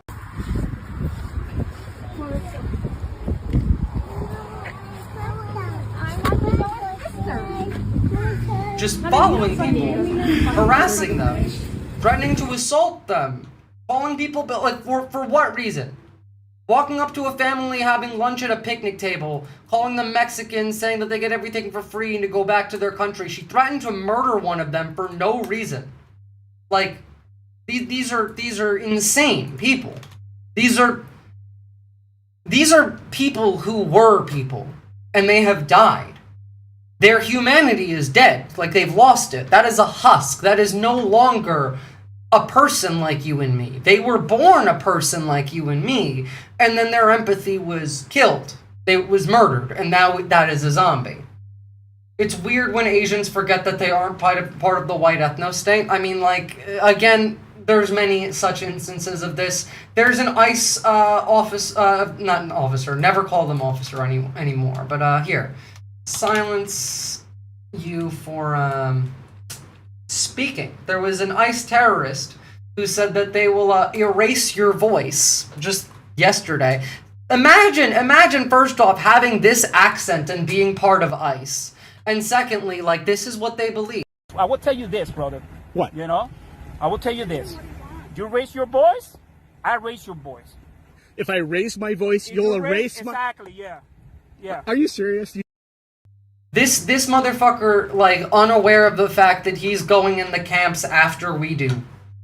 Black Safety is an AI group working with Palantir. Oh, of course, everything Flock is working with Palantir. I've been seeing ads on IG for this Flock Safety offering protection to churches. Flock is just, like, part of the surveillance apparatus. Everything with Flock is horrific. By the way, all of those Flock cameras that are everywhere now are now integrated with high-capacity microphones that theoretically are powerful enough to overhear one-on-one conversations in busy city streets. So be aware of that. If you see an off-duty Hispanic ICE agent, call ICE on them. Unironically, I agree, yeah. Personally, if I see, somebody who is a Nazi proudly displaying Nazi ideology, Nazi beliefs, all of that, and they are not someone famous, I do think you should call ICE on them. Abuse of authority, threatening people with false claims, illegal, improper, against policy. I mean, again, there is no law in the United States. It doesn't matter anymore. So, like, it doesn't matter. There is no law in the United States for them. Now, to a degree, we have actually made some gains, but again, don't expect the law to protect you. But we'll get to that when we get to that. Let's finish covering the extremists, and then we'll get to the actual fucking terrorists and the terrorism that they're implementing on the streets of America. So, somebody tried to attack Ilhan Omar today. Now, with some kind of liquid, I don't know what that was. However, what I will say, it's incredibly funny to me, and based as fuck, her initial reaction was just to throw hands. Like, she was not fucking around. If Ice says that to me, I will laugh in his face partially, and then with intention provoke him. You'll get shot, erratic cookie. Genome must resign or face impeachment.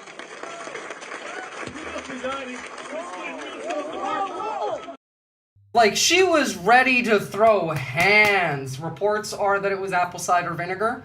Makes sense. Most reports say that it was ammonia, something like that. Vinegar or ammonia. Makes sense. Either or. But, I do respect a politician who is not going to wait for the security and is going to go in herself.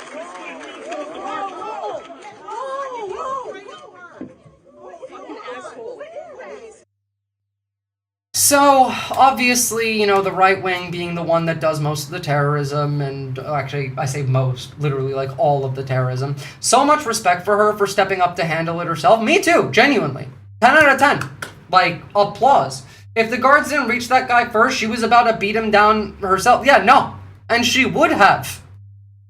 So the attacker's name being Anthony Kazmierazak or whatever, Trump supporter, and deeply unhinged.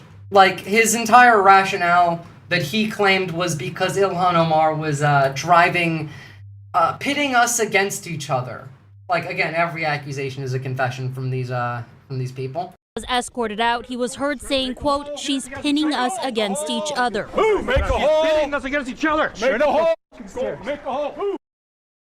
Yeah, and then she went on to speak for 30 minutes without knowing what was on her. And, like, that's how you should be doing your job. Like, her job was interrupted by some loon. Now, like, some shit got on her. She clearly wasn't burning. It didn't hurt. Whatever. Loon got taken away. If it's something serious that they find on the loon, I'm sure they will come and grab me, and then I can leave. Like, that was most likely her thought process there, and that makes sense. Here's another angle of her, like, being ready to deck the shit out of him. Secretary Kristi Noem must resign or face impeachment.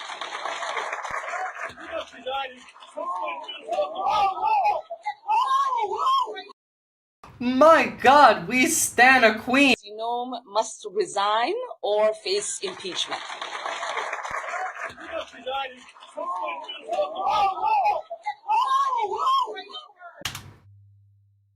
I want more politicians like that.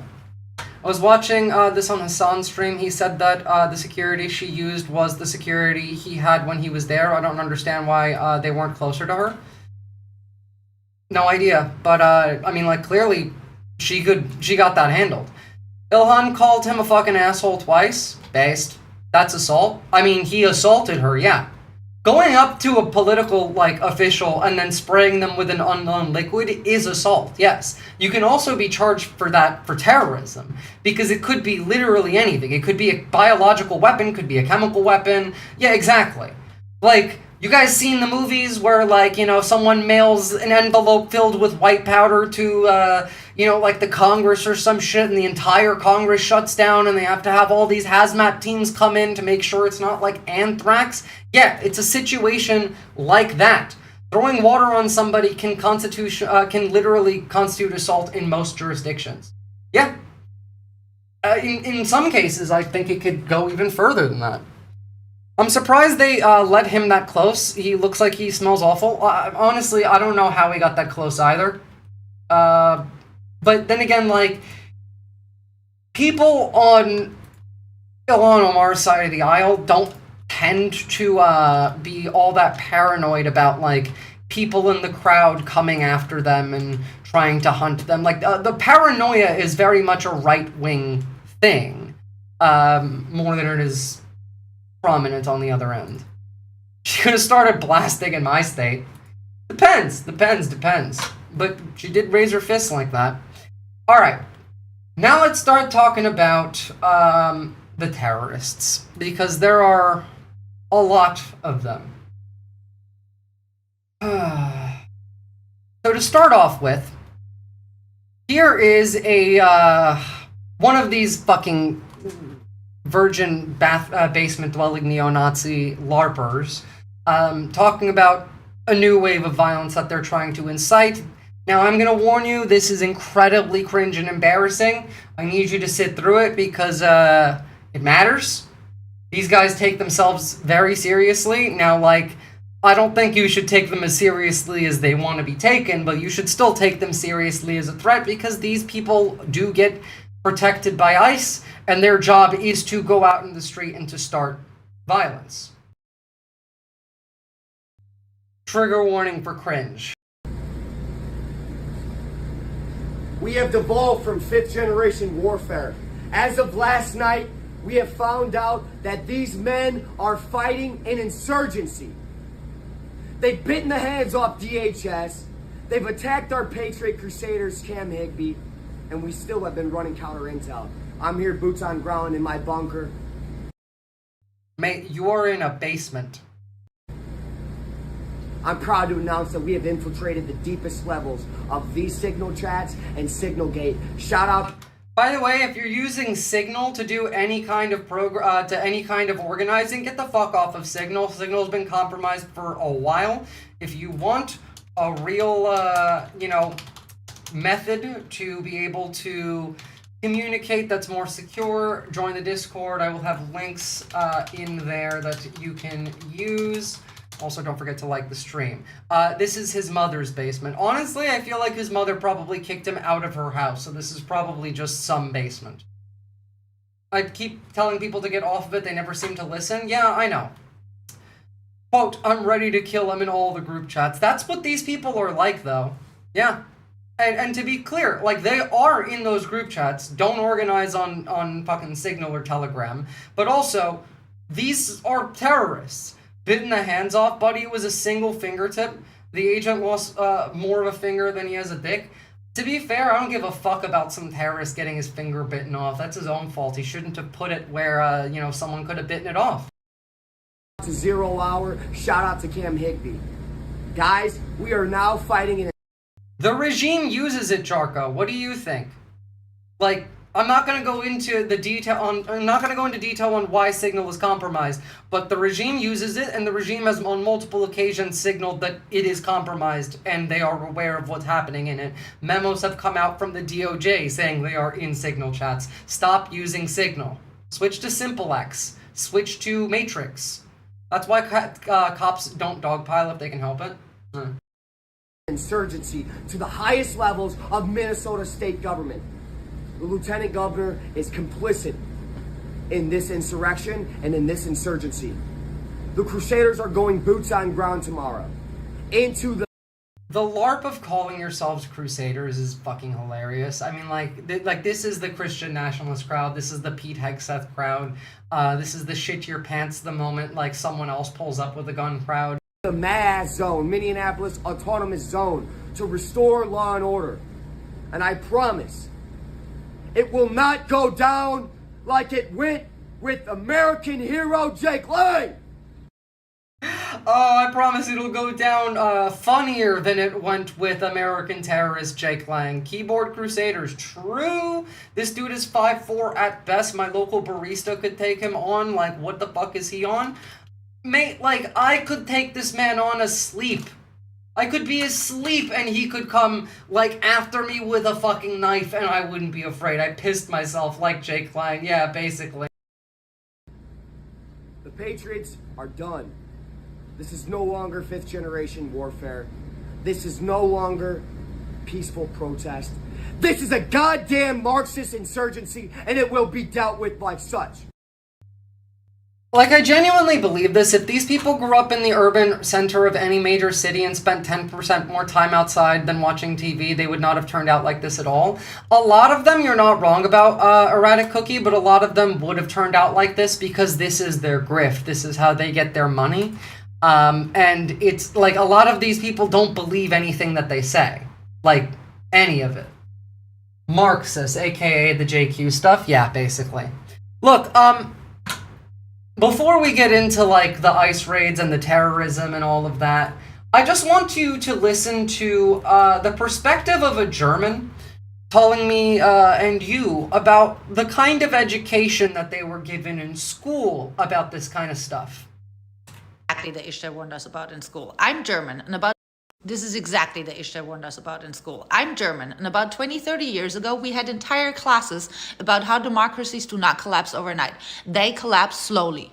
First, you start blaming minorities. Then you normalize fear. Then you question who belongs. Then you call it security, and then you call it patriotism. Teachers back then kept repeating the same thing over and over again. You will not recognize it as evil when it starts. You will think it's normal. And what's really messing with my head right now is the fact that I'm watching that same sequence that they warned us about play out in real time on American TV. See, what's breaking my brain is that I recognized that it is evil years ago. I mean, like, I guess I am the exception. I realized it is evil, like, immediately. But the fact that, like, not the first admin. I don't care about that. Like, if you didn't realize during the first admin, whatever, fine.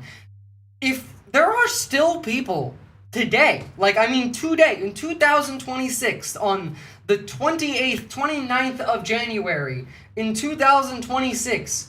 who are still like 9 months behind on the schedule. I still hear people talking about, like, impeaching Trump. What reality are those people in? I don't understand.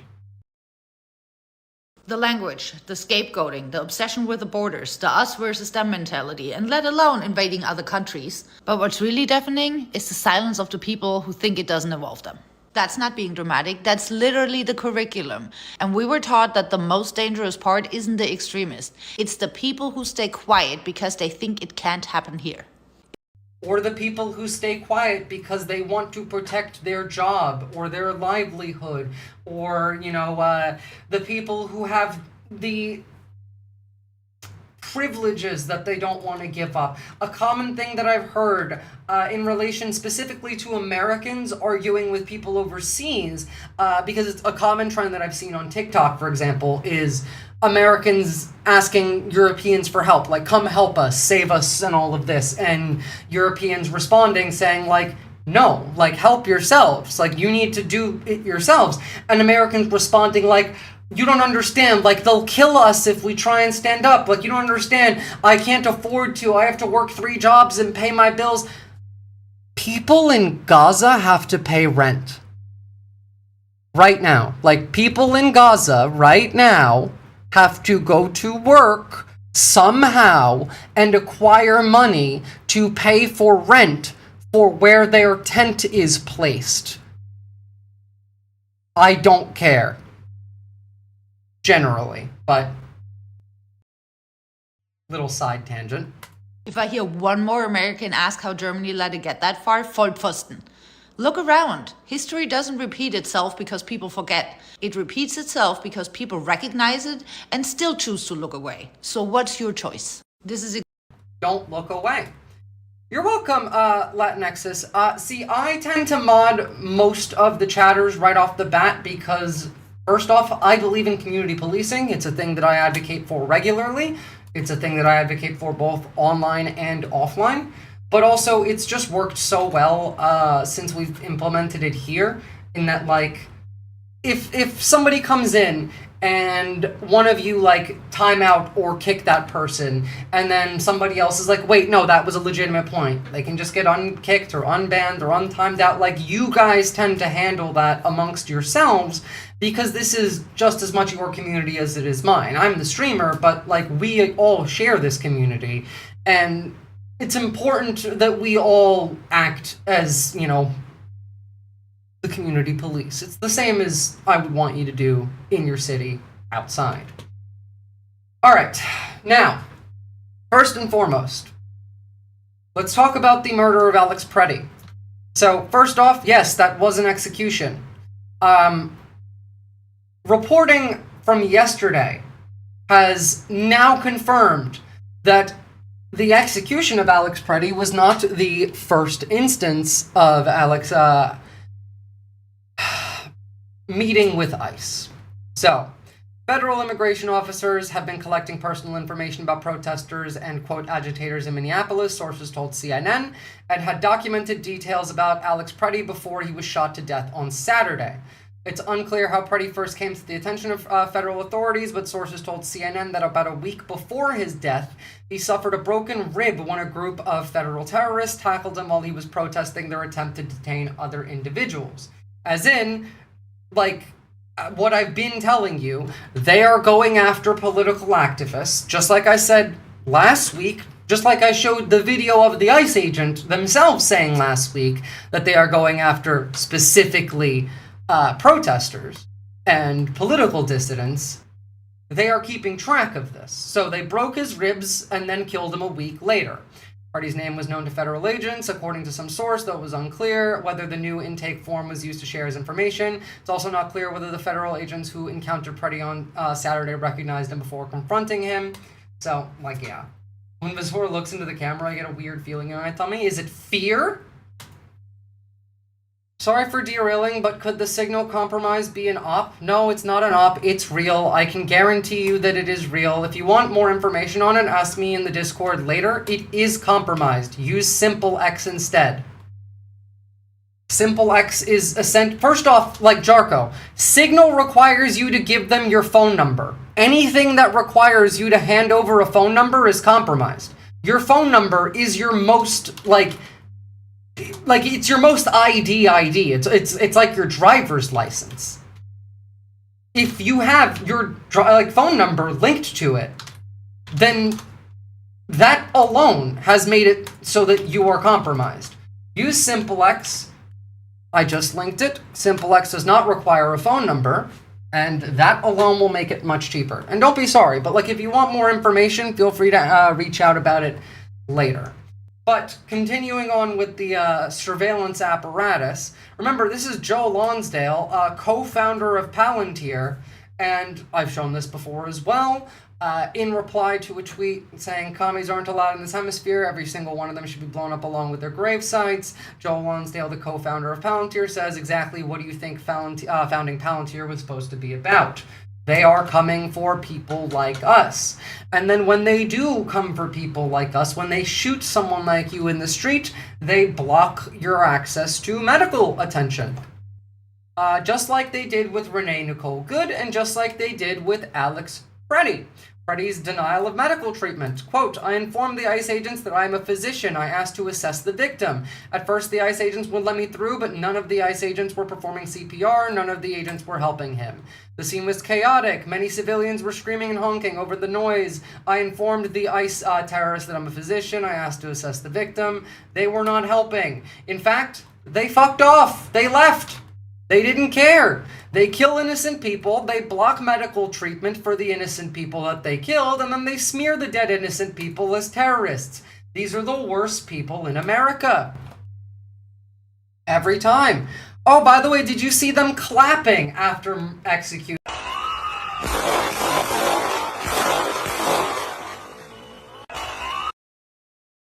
That's what happens when you hire a bunch of Proud Boys, Oath Keepers, terrorists.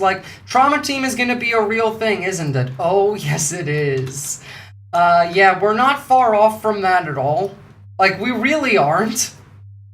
Hell, hold on, let me see if I can find this. This is going to be just a little bit of a sidetrack, but if I can find it, it'll be very funny, and it will relate very strongly.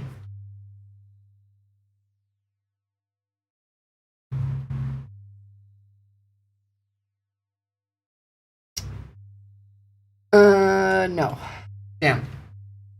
Unfortunately, couldn't find that one. But, continuing on. Sure, it would be cool if YouTube would stop fucking lagging. Sorry, mate. The White House is working furiously right now, just like they did to Renee Good, to find anything in Alex Preddy's history to retroactively justify him being executed, a divorce, Facebook posts, unpaid parking tickets, library fines, you name it. They will do the same to you when your time comes. I would highly recommend cleaning out some of your socials. They called my wife's mom since she's a supervisor at the VA. They took all of her emails since she had an interaction with him 6 years ago. They're digging deep and aren't finding anything. I thought YouTube was always the best chat. YouTube's always the worst chat in my experience, Latinx's. Twitch was always the best chat, just because, like, YouTube censors quite a bit more. I've been collecting screenshots of censored chats both from Twitch and from YouTube for a while now, and YouTube absolutely censors more chats. Twitch is far worse on, like, the ban front, but, you know. So, but, in some good news, pressure does work in a rare, very small W. The U.S. Department of Homeland Security has placed the terrorist involved in this past weekend shooting of 37-year-old VA nurse Alex Preddy in Minneapolis on administrative leave, officials tell the New York Times. Now look, administrative leave, not a huge deal. However, there's a reason why this is such a big deal. Because up until this point, there has been, like, an extended effort to try and show that there is no line. That there is nothing that these terrorists can do that's too far. That they can't cross a line, that they will not face consequences. This is now a line. They like, this one terrorist has been placed on administrative leave. Now, is that a lot? No. However, it's not nothing.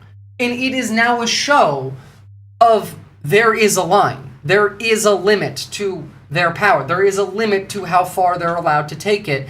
There is not an endless amount of good grace from the American public that will allow them to keep doing this. Hey, you want to bring up to the chat my current issue with Twitch? I think Anarchist Tech Support responded to it earlier in the chat, saying that it looked like it may have been caused by, like, Twitch or something. But, like, yeah, if you guys are having trouble chatting in any Twitch chat in which you are not a mod, please drop me a DM in the Discord, and we will have a look at that. It's up to us to drive the line back, reverse Bugs Bunny. Exactly. We have to move the Overton window back to it's not okay to do this kind of shit. Now, a video was just released of the arrest of a peaceful anti-ICE protester on St. Paul church protester and former combat veteran William Kelly. This was last week, actually. Oopsie, bit too late. But here is actually one of the neighbors of Alex Preddy describing the actual, like, execution and the immediate events that followed. And then we'll continue on.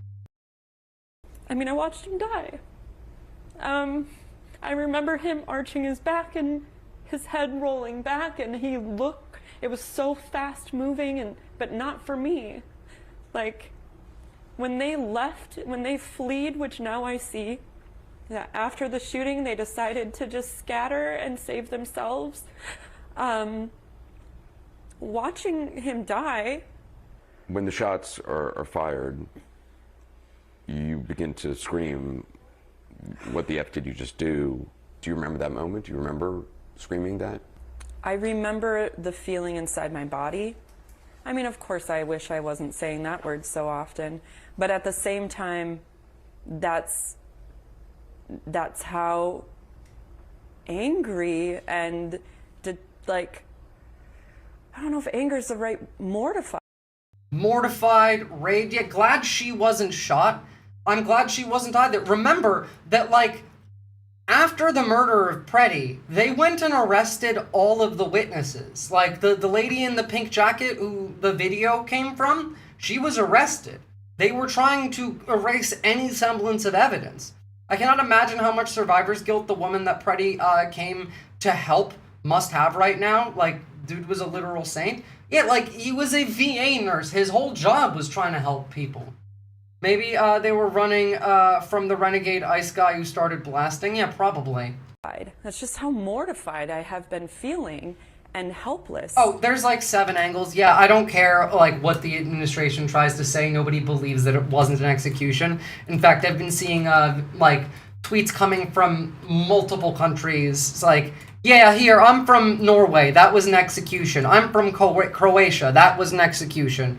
They'll be calling him a Marxist nurse soon. I mean, they already called him a fucking terrorist, so, you know, I don't know how much worse they can actually make it. Well, I mean, they can make it quite a bit worse. In fact, we're gonna take a look at how much worse it can get in a second. Just let me open some more links because it's looking pretty bad over there. Now, just before anyone jumps in with the news that Bovino was moved out of Minnesota as a good thing, it's not. Minnesota wasn't, like, Bovino wasn't moved out of Minnesota because he's in trouble. He's just getting moved to Maine or the next place they're going. They sent Holman down there as well. They are not going to slow down on the gas. They cannot, in fact. Minnesota is so critical to their war effort that they can't lose it. So, people that lack empathy will never understand how we feel right now. It's true. One of the people they missed was sitting in a passenger seat like 5 feet from the execution. Somehow never noticed that person. Jeez. I'm from the U.S. South. That was not an execution. That was a lynching. I mean, if it was a lynching, there would have been, you know, rope. But they're attempting to suggest that Preti is trans. Of course they are. Of course they are. Because, you know, every trans person is a terrorist now, according to the admin. Yeah, speaking of, meant to show this before we moved on to the ICE stuff, but as we've talked about before, they've already been doing this. They've been making the lists of all of the people that they want to put on lists, and as I've been saying, the lists are active now, and they are coming for you. And we're going to talk about what you can do to protect yourself more, but, like, just to really hammer this home first in relation to the trans thing. From Dead Domain, being trans now qualifies you as an extremist, and by extension they can call you a domestic terrorist. If you think just left-leaning trans activists who will be filed under the ideology umbrella for convenience, then you haven't been paying attention. Obviously not. Manufacturing consent for killing more trans people. That is the goal here. This is part of NSPM 7. In fact, NSPM 7 literally says that you're an extremist if you don't outright agree with the regime's views on gender and sex, but leaked memo obtained by the independent investigative journalist Ken Klippenstein revealed that Attorney General Pam Bondi ordered the FBI to compile a list of groups and entities engaging in acts that may constitute domestic terrorism. According to that memo, the target is those expressing opposition to law and immigration enforcement, extreme views in favor of mass migration, open borders, adherence to radical gender ideology, as well as anti-Americanism, anti-capitalism, blah, blah, blah, blah, blah. Like, it's NSPM 7 shit. As we've said, the lists are active. They are coming for trans people. Quick update. We showed that neo-Nazi LARPer Jaden Scott as he was talking about, you know, his crusade in his bunker. I am now seeing this on Twitter just from a couple hours ago. Please share. Jaden Scott and an unknown accomplice have found where I live and have posted a video online outside of my door. I have my apartment management and local police involved.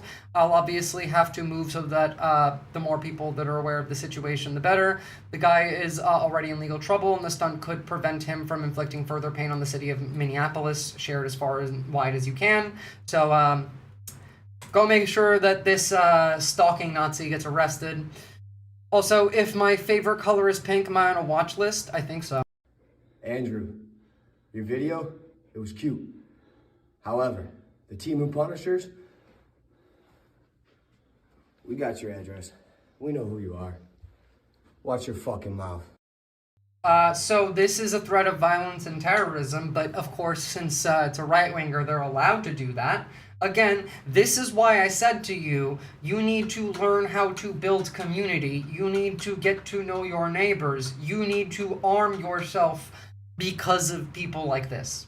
Not the state. Because you have the right to self-defense in your home, and if these Nazis are going to show up at your door and start threatening you from your door, and you live in a state that has castle doctrine, and those motherfuckers open the door, they're in for a surprise that you have the legal right to do. Now, do I advocate for that? No, whatsoever. Never advocate for any kind of violence. I don't advocate for you to ever use a gun if you have a gun. I do advocate for you to buy a gun, to learn how to use a gun, to join the SRA, and, you know, to talk to your neighbors. But...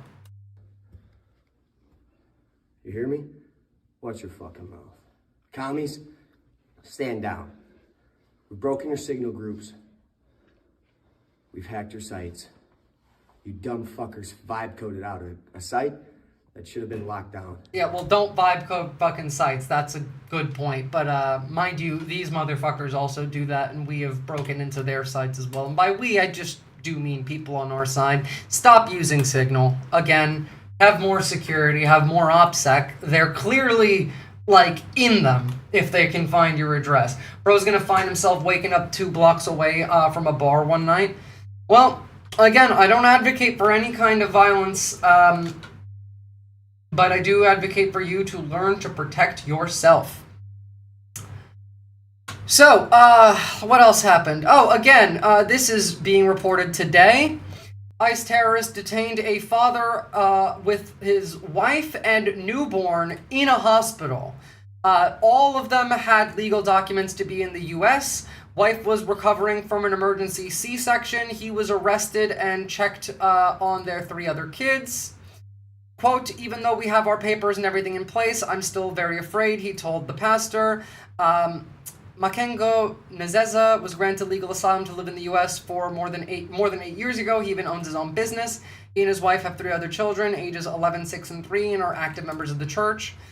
He's, quote, he's not the worst of the worst, he's the best of us, the pastor said. The incident occurred in Saco, Maine, about 20 minutes outside of Portland, Maine.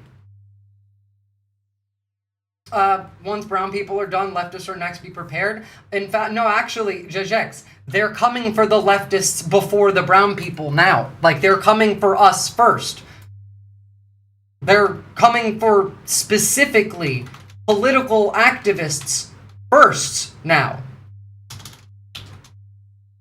I'm going to give some extra advice on how to protect yourself once we get through it, but, like, I just want to give some of a rundown on this before I give like an update to my pack your fucking to-go bag video on what to do if ICE is in your town. But again, like right now, they are in Maine, they are in Minnesota, they are still in Chicago, they are still in LA, they are still, like they are kettling us. You do realize that if you look at a map of where ICE actions have been, it's been LA, it's been Portland, it's been Chicago, it's been Minneapolis, it's in Maine, it's been DC on the East Coast, there's been some movement in New Jersey and New York on the East Coast, DC, Louisiana, like it's all around the borders before they go in. The Pope is still quiet. He told one of his archbishops to help immigrants that were, if that were possible. It was an article a few months ago. Well, I mean, technically the clergy is kind of preparing for broader resistance, that they are actively preparing for pushback, from what I've seen, but I'm not sure how much I like fully believe in that just yet. But I mean, like, here, this was a bit on Rachel Maddow. This was from 5 days ago, but on the clergy specifically. In one day, we have the Episcopal bishop in New Hampshire explaining that his clergy need to have their wills written and their affairs in order because they may be called to stand up against tyranny in the United States right now, to the point of dangerousness, to the point where their lives may be at risk, to the point where he is talking about martyrdom in his church. Jarko, if you're going anywhere, you shouldn't be going by car at all. If, like, look, maybe we should just do that segment first. Let's put a pin in the clergy and all of that, and let's talk about how to protect yourself if ICE is coming for you as a political dissident in your state first. So, first and foremost, join my Discord. I have been trying to create a ping system in which the state you are in, like, we can pin if there is announcement of like ICE activity in that state. If ICE is active in your state, or God forbid even your local town, this is what I need you to do. This is the advice that the ACLU is giving out unofficially, and the advice that I've gotten from people on the ground. You are going to want to pack a bag with 3 to 5 days worth of food. You want about 3,000 calories worth of nutrition because you're going to be walking a lot. You're going to want water purification tablets. I have a video on my YouTube that is how to build like a basic bug out bag. You won't need all of that. One of the things missing in that video is food. You want 3 to 5 days worth of nutrition because your goal is going to be walking off into the woods, walking off into the mountains, into the sewers, tunnels, cave systems, and you are going to be hiding for several days. You are not going to be bringing a cell phone. You are not going to be bringing any electronic devices. If you absolutely must, you must be bringing ones that do not have cellular signal and are kept inside of a Faraday bag. If you are going to bring something that like maybe has a... Fluffy, get out of there. Psst, get out of there. Has a ability to pick up Wi-Fi, it should be turned off, it should be kept in airplane mode, and it should be kept inside of a Faraday bag and be used as a legitimate last resort. If only I didn't need to keep my insulin cold, you are going to need to carry around an ice box for that then. Thankfully, it is very, very cold outside. There is snow around that you can fill up with that. That is going to be helpful. The recommendation, again, let me be clear, is 3 to 5 days worth of food because there are reports of ICE terrorists camping out in front of people's houses for long stretches of time waiting for them to come home. They will go and knock on your neighbors' doors and ask where you are. Your neighbors, if you haven't already made friends with them, will sell you out to save themselves. We have already seen ICE terrorists offering money to sell out your neighbors and also threatening people with arrest and or harassment for not selling out their neighbors. The lists are active. Your neighbors will trade you in to save themselves. If you think that you are safe, that comfort is a delusion. Join the SRA, a 501c4 nonprofit prioritizing self and community defense education as well as community outreach and disaster relief.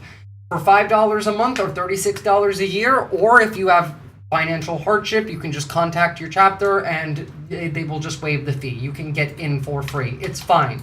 Face them alone or stand together. Your loved ones need you and there is no second chances. Like, that is it. My neighbors ain't no shit about me. Well, maybe they should learn some shit about you. Maybe you should go talk to your neighbors and help them, learn some stuff about you that may help you if they come for you. Being well-liked in your community is a good way to protect yourself when the Gestapo come looking for you. Should people go in small groups if able? I feel like having at least 2 people will improve safety during a campout. Yes, if you are able and you trust these individuals, then yes, go with other people.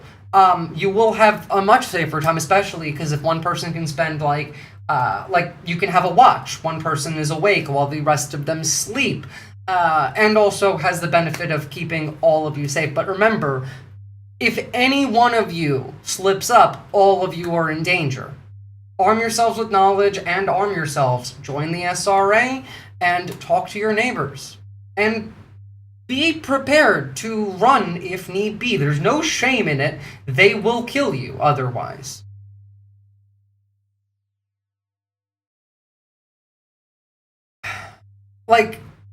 We still don't know the name of the dude who killed Alex Preddy, the murderer. We know that the regime says that they were placed on administrative leave. We don't know their name. So, for all you know, right now there is a nameless, masked, unaccountable secret killing squad that's set loose on the country, going around murdering people. Speaking of someone who got bullied in school, yeah, it would have been really nice to have a community back. Don't make my mistake, chat. Again, people are far less shitty in person than they are online. You can get a lot of work done by just talking to people, by just having one interaction with them, just gauging how they feel, you know, just, oh, it's so... it's so scary these days. Just like something neutral and then gauge how they feel. He'd be moved to another squad? Probably, yeah. But like, to be clear, it's bad enough that even Fox News is saying that like, yeah, no, that was an execution. Like, that was not terrorism. We certainly should not be labeling him as being a domestic terrorist who is going to execute cops. There's no evidence to support that. We certainly should. Like, that's Fox.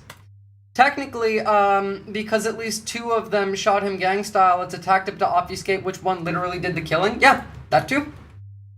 Now, again, like I said, don't be too happy that Bavino got moved out of Minneapolis. But before he got moved, he did say this. ICE will prosecute anyone calling us kidnappers. And to that I say... if you don't want to be called Nazis, Gestapo, kidnappers, terrorists, maybe you should stop acting like terrorists and Nazis and stop terrorizing people and stop kidnapping people. Calling law enforcement names like Gestapo or using the term kidnapping, that is a choice that is made. There are actions and consequences that come from those choices. Yeah, like actions and consequences like kidnapping people and being called a kidnapper in response. Prosecute me, Greg Bavino, go for it. And then when someone chooses to listen to a politician, a so-called journalist, a community leader that spouted that type of vilification. The fucking lesbian-looking motherfucker walking around saying, oh, you can't call us fucking Nazis. Meanwhile, extreme and unlawful use of force is prominent at Fort Bliss. Several detained individuals have described violent assaults by officers, including sexual abuse. Ignacio Samuel and others report officers crushing their testicles during beatings, a tactic used while people were already restrained or after they refused coerced removal to Mexico. Abel, Benjamin, and Eduardo also reported being slammed, stomped on, or beaten when they expressed fear of being sent to Mexico or when they simply requested their medication. These are not isolated incidents. They reflect a pattern of brutality that violates even ICE's minimal standards. If they don't get due process, it's called kidnapping? Yeah. What about joining the SNA, the Socialist Necronomicon Association? Yeah, I don't know much about that one. Calling cops Nazis is a choice that comes with consequences. Glad to know that Greg Bavino has never talked to a teenager and he has the most fragile social circle. Yeah. Propaganda to convince people that they aren't Nazis. Goebbels would be proud. Goebbels would not be proud, in fact. But, yeah, guys, there are sexually torturing people at concentration camps previously used in World War II. After months of setbacks, a new immigration detention facility in Texas is set to open this week. Like the so-called Alligator Alcatraz camp in Florida, the Fort Bliss facility will include temporary structures, including soft-sided tents with capacity to hold about 1,000 people. Immigration officials say the facility is needed to meet capacity as a nationwide push to detain undocumented immigrants continues. Again, nothing about this has to do with undocumented immigrants. Goebbels will be embarrassed by these people. Don't forget that the OG Nazis were also cringe and embarrassing.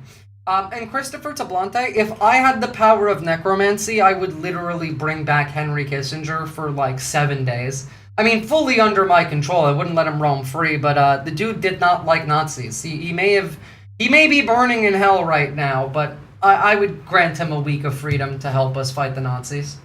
The 40s and the 50s, another time in which we were doing mass deportations, that's also true. Hence why I phrase everything like ICE is a criminal organization, hence why I phrase everything like ICE is a terrorist organization. Joining us now, NBC News senior Homeland Security correspondent Julia Ainsley. Julia, There were a lot of issues with this camp, getting it up and running. What were they, and were they similar to what we've seen around the country with other similar facilities? Yeah, it's interesting, Christina. This is not like other ICE facilities that are typically brick and mortar and they can expand those. Instead, they started with the idea that this needed to be a quick but large facility, and so they wanted to go the route of tents. This was Plan B after the Guantanamo plan to house 30,000 immigrants there. Why is her mic peaking so hard? No idea, but I can turn the audio down. Remember, like, this is the camp where they are literally crushing people's testicles for fun.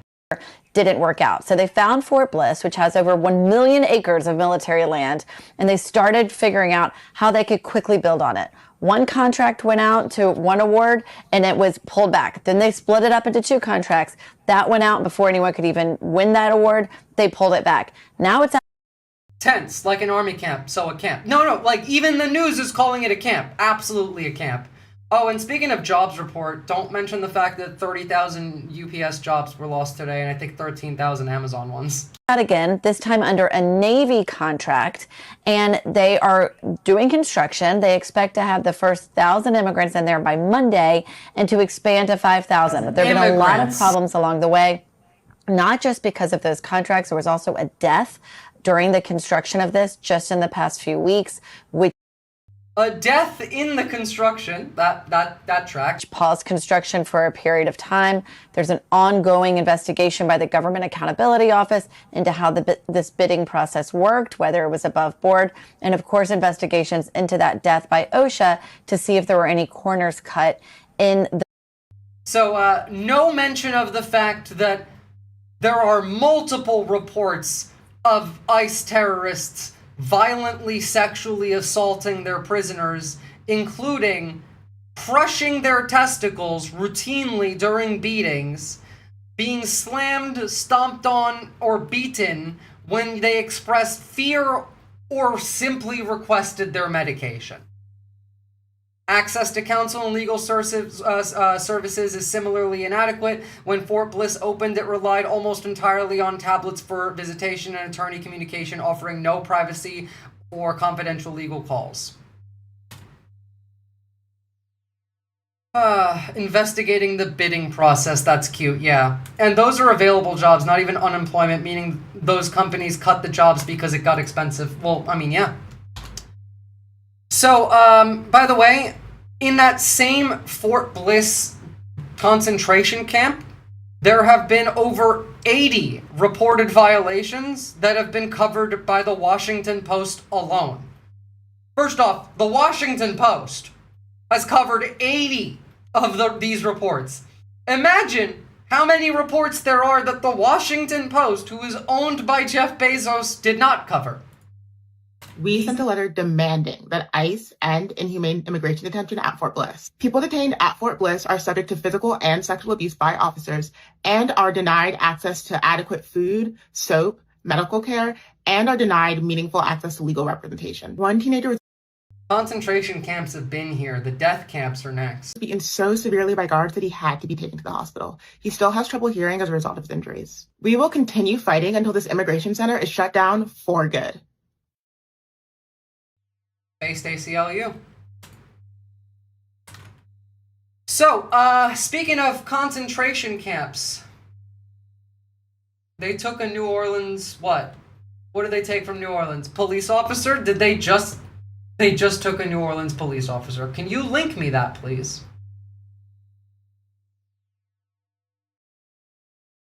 Now, give me a second. I'm going to open a couple more links here just to show you guys. A hell of a segue. Yeah, I know. Jesus Christ. All right, let's see. They just took a New Orleans police officer. This is an hour ago. We have a new development that we know that you are not. Why is this only one-sided? The item, and therefore we're going to go ahead and share it with you. We don't have a lot that I can tell you.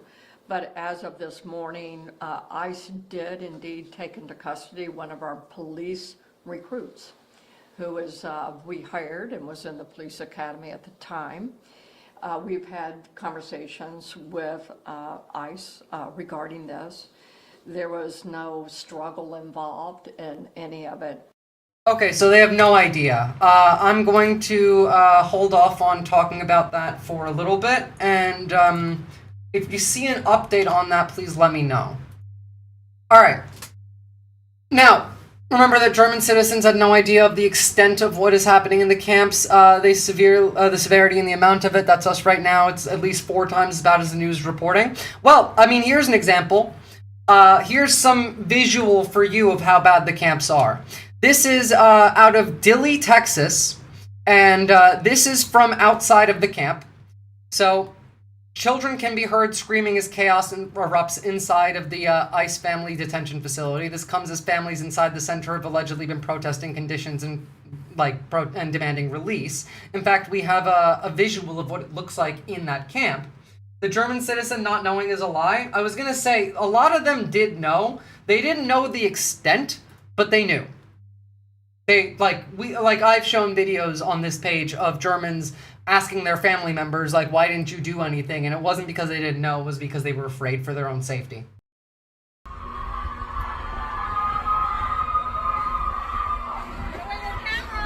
I'm outside. I'm outside. It doesn't say out here. And I've just been ordered to leave the premises.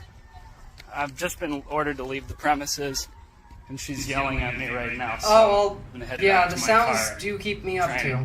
Keep you abreast of the situation. Look, this is what the inside of this place looks like.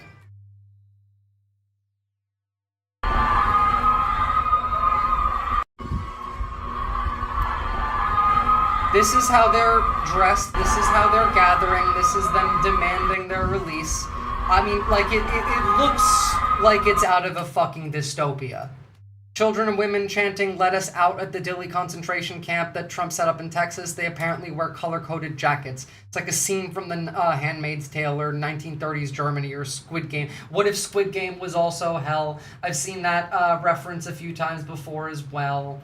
Like, yeah, no. Like, abso-fucking-lutely. Guys, you know what sound will haunt me until the day I die? It's this one.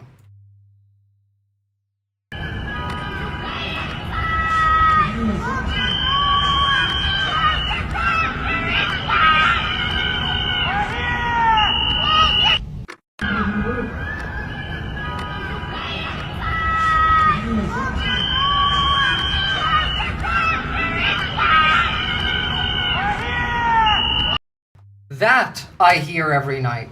Most people are not that excited to see a camera drone witnessing their plight. Yeah, no, they're generally not. They're generally fucking not. Alright, hold on. Getting a few more things opened up for you guys, because we're not done yet. Squad. We have a lot to still get through. Hi, Poppy. Hi, I know. Here is a view of that camp from up above, just a broader view. We're just better funded, so the whole color uniform is just like a patch of fascists of yore. Yet we're already like significantly more powerful than the Nazis could have ever fucking dreamed of. And so, like, yeah, no, it's not just like 1930s. We're worse. We're already kind of worse. And we're getting worse with each passing day, in fact. To the point where, like, I'm willing to say something like, goddamn cat, you are very, very, very distracting.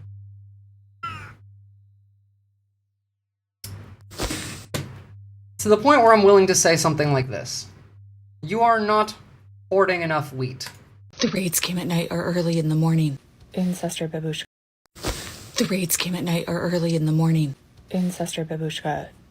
I literally just got up. It's 7 in the morning. When they take you, wear your most expensive coat.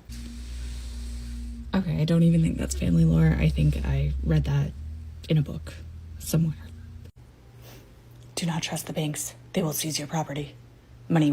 By the way, They will seize your property. We've already debanked several groups that we've declared as foreign terrorist organizations in Greece, Italy, and Germany. That will happen here. That law is expected to pass through Congress in about March, where you will be debanked for being considered any kind of a leftist extremist. And that is not American law, that is international law. Because if you are designated as a foreign terrorist organization, it is illegal for any bank to work with you. Now, domestic terrorist doesn't have a legal definition at the moment. They're working on that. That's coming. Will cease to exist. After they banned all the books, they killed all the intellectuals and professors first. Thank God I read Mafia smut and rode the short bus as a kid, so think we're good. Hide the guns and forged papers in the walls to get you out.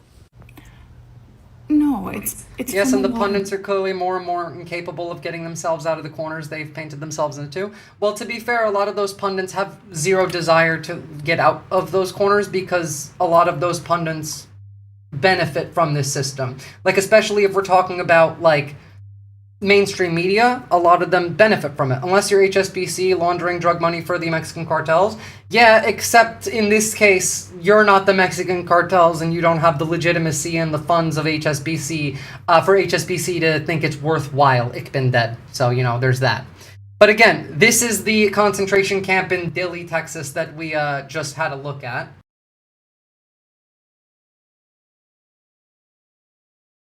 And yeah, most pundits don't say their own thoughts like I do. They just kind of say what they're told to think.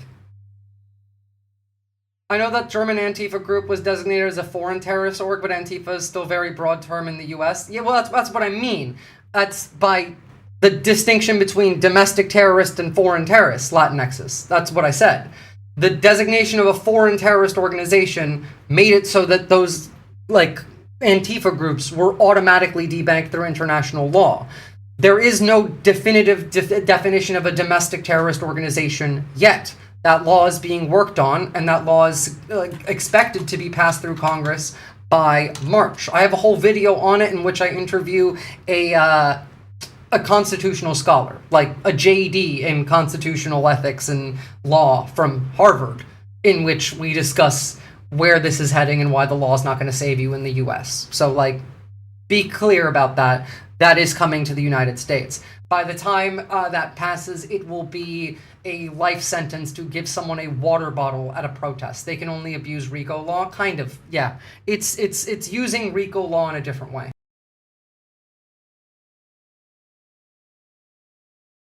But yeah, no, this looks like a fucking concentration camp. The genocidal rhetoric seems to be spiraling more and more downward. Well, I mean, the genocidal rhetoric is coming from the right. I don't know what that has to do with, like, the pundits being unable to get themselves out of it. The mainstream media pundits work for the right, including those on, like, MSNBC. Not like they don't necessarily like the right, but all of them still work for corpos, and the corpos still pay them their paychecks. I don't trust anybody who gets any money from corpos. There's a reason I don't run ads. There's a reason I don't take sponsorships. I only get paid when you guys feel generous enough to donate to me. And that's what keeps me impartial. It's gotten so bad, by the way, guys, to the point where, like, right now, in Italy, in the country where Meloni is in charge, Meloni, who is part of Mussolini's party, like, she's literally a member of Mussolini's party, Squadre di Azione, is calling ICE Trump's squadristi. Like they're calling them Nazis in Italy. Mary Meat just discovered the channel. Mind if I ask political leanings so I know if I'm in a good place? I am a leftist, Eshel. I believe in human rights for all and that Nazis deserve zero rights. You know what's bad? When Italians who are currently under Mussolini's party are calling ICE the squadristi. Squadristi, as every Italian knows, were members of Mussolini's Squadre di Azione, which raped, tortured, and mutilated, murdered opponents of fascism. But in Italy, the government never paid the squadristi a salary. Thank you for the gifted sub, an anonymous gifter. Very much appreciated it. Mussolini literally coined the term fascism. Yeah, exactly. So the country in which the party that coined the term fascism is looking at America and pointing at ICE and calling that the squadristi. Yeah, I'm only talking about right-wing pundits. Ah, fair. Well, I mean, like, yeah, right-wing pundits are fully in favor of the genocide. So, you know, they want that. They actively do. They've wanted it this entire time. By the way, guys, I'm getting real sick and tired of seeing shit like this. Help these people instead of fucking filming. Kill me if you let this happen! They will kill me if you let this happen! Stop taking pictures and save my life! Now! Dude's not wrong, by the way. There are multiple instances of people being injured at protests, like heavily injured to the point where they need medical attention. And then ICE throws them in a black van and then they're never seen again. They don't get medical attention. There have been multiple instances just last week, reports of ICE letting detainees out in rural places in the freezing cold, like in the middle of nowhere. They were driving people that they were letting out of their camps and then letting them out miles from civilization in like negative 20 degrees Fahrenheit weather. I watched this stream live. It's upsetting. No one has seemed to attempt to follow up with this guy. I've been looking for any information on who this guy is this entire time. If anyone has any info on who this fucking guy is, please let me know. They will kill me if you let this happen! They will kill me if you let this happen! Stop taking pictures and save my life! Stop taking pictures and save his fucking life! Help me! What you need to understand is your job at a protest. Your job at the protest is to put yourself in front of the violent government and the violent system and then rage bait it into brutalizing you on camera. That's your job at the protest. It is all Americans. It always has been. I saw a guy getting dumped in the middle of the woods because they found out he's a citizen mid-ride and didn't want to drive him back. Yeah. I would hope USA Today would be interested since they have their watermark on the fucking historical archive video right there. Yeah. Would think so, right? I am going home! Stop! Stop! I will not! I have done nothing wrong! I will! Like, I understand the need to document, but we don't need 15 cameras rolling. You just, like, you see someone else recording, then jump your ass in. Literally hand your phone to the person next to you and jump the fuck in. It's not rocket science. They're going to kill this man. Every single right that you have in this country, that you have had your entire life, from the beginning of your life until today, has come at the price of blood of people like this. Has come from suffering, has come from fighting back. Every single instance. Did you hear a Canadian firm is running through DHS Twitter? I did not, but like, I mean, DHS Twitter is run by, like, primarily Stephen Miller at the point that we're at right now. Ask him his name, identifying information, employer. By the way, if you're getting, like, taken down, you should be shouting your name, any identifiable information, your lawyer, like, you should be shouting that out so that we can see. And we can help find you, but, like, genuinely, yeah, no, go do something about it. Don't stand there and watch. This is how death squads start, by the way. It's exactly like this. If you haven't read The Shock Doctrine, the one book that I beg of you to all read, the one book that I will say is mandatory reading, I don't care about anything else. I don't care what the fuck you read other than The Shock Doctrine. Read it, and you will understand that we are well on our way to death squads like Perón and Pinochet had. I'd sooner call out my lawyer's name than my mother's, that too. Start. It starts with what happened in that fucking city in the Midwest today. It starts with one officer discharging their weapon. It starts with one of them. Now, why do I say this? I want to make my case to you very clearly. I want you to stick around because I really need you to like sit with the information I'm going to tell you. Okay. The reason I say this is how death squads start is it doesn't need to be an official mission of death for them to become death squads. What needs to happen is a sense of mania and a sense of, if I don't join in, the other people in this squad won't trust me and I could be the target of retaliation. That's all it takes. All it takes is for one. There are currently people who are archiving, like creating databases of ICE agents who have had their masks slipped, but like they're using Signal to do that, and I beg of you, please get off of Signal.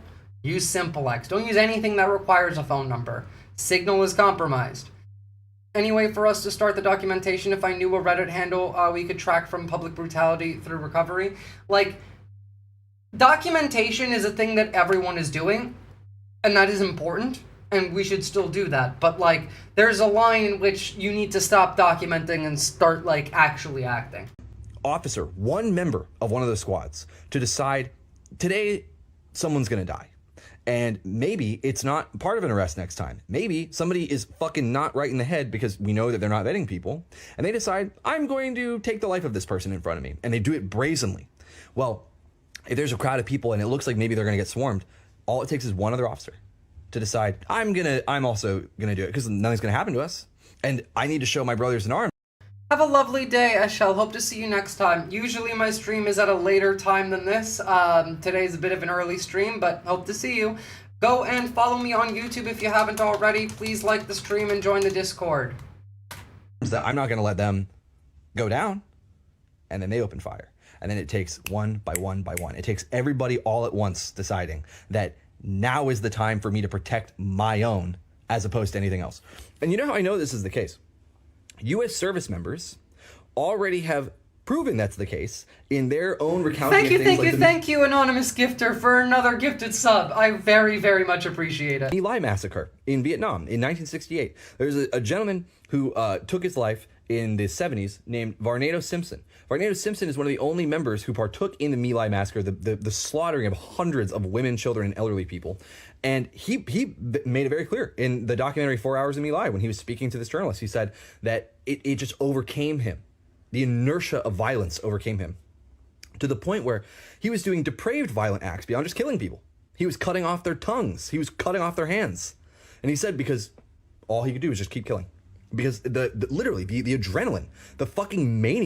There's a reason why it's called bloodlust, by the way. Like, yeah, no, this is something that has been known for a long time. When human beings are surrounded by blood, gore, and violence, generally you get hit with something called bloodlust.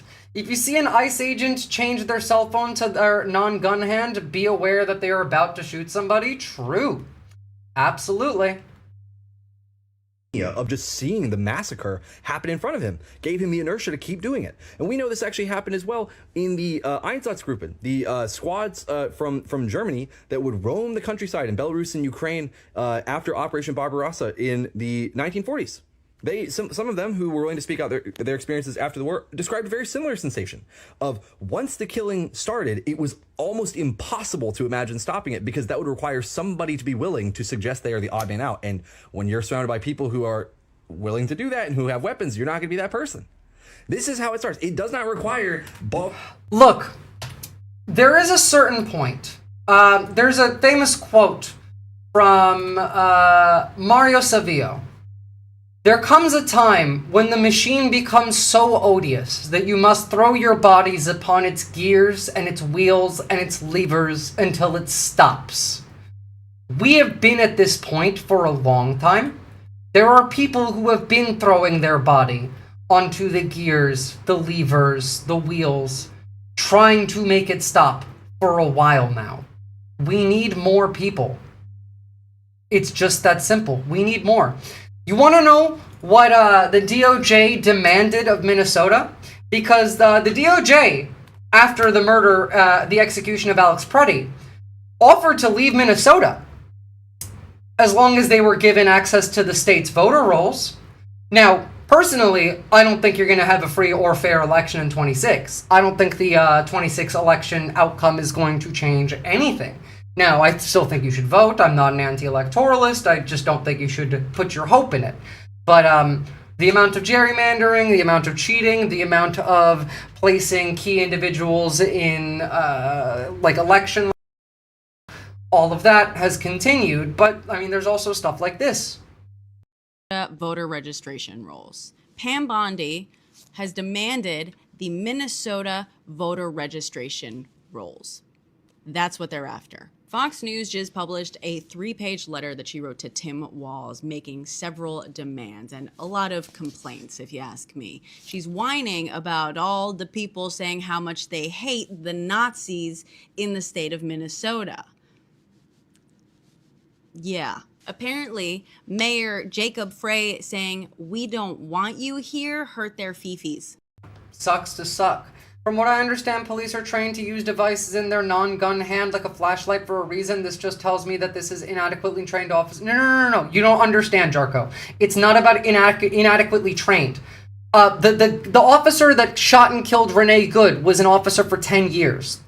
It is how they're trained. They're trained in Israel. They're trained in Tel Aviv. It's not about inadequate training. It is about intentional violence. They are trained to use their non-gun hand for flashlights, their phone, things like that. Switching their hand was not about a lack of training. It is specifically preparing to murder somebody. Visora, I linked you the whole video of the guy being taken on Discord with the timestamp. He shouts his name multiple times during the prolonged video. Thank you. I'm going to go look into that after stream. That's going to be helpful there. The demands are the following. First, share all of Minnesota's records on Medicaid and food and nutrition service programs, including supplemental nutrition assistance program data, that's SNAP, with the federal government. Second, repeal these sanctuary policies that have led to so much, quote, crime and violence in your state, removing criminal illegal aliens from Minnesota neighborhoods. Shuva poofer sounds like a very Russian thing to do. You know, something you could very much expect. Look, personally, I'm kind of bored with the voter stuff, so we're moving on from this one. But if you are interested, here is the link to this video. Just showing it just to hammer home why they do what they do. I mean, beyond just the cruelty, because in a lot of cases the cruelty is the point. Quote, "I'll die without him. When ICE took his dad, Whale knew he'd die because he had nobody to care for his rare sickness. He passed away yesterday. They murdered this man as well."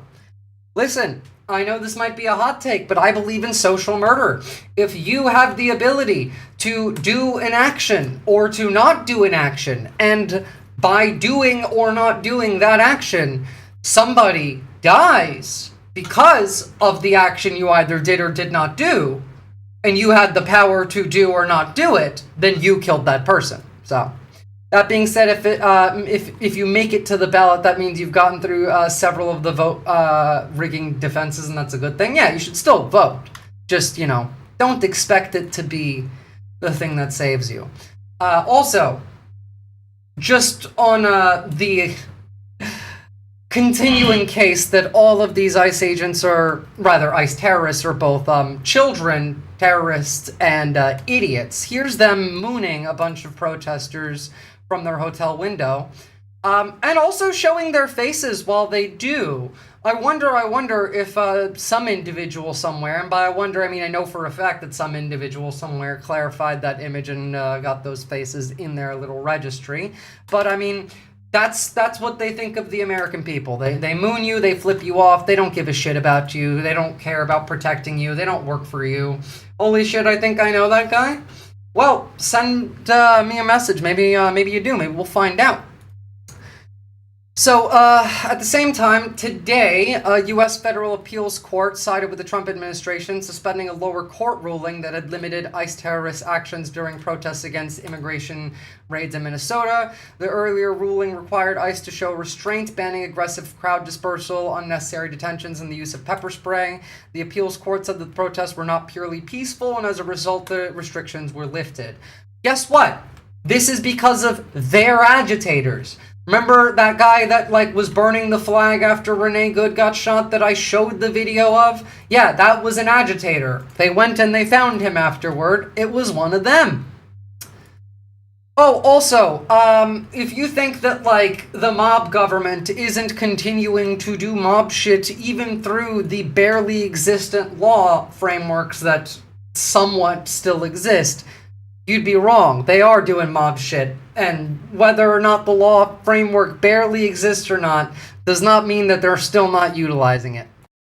2 former immigration judges that were fired by the Trump administration have now stated in interviews that the Trump administration is backdating paperwork showing orders of removal for people going back to 2019, 2020, 2021.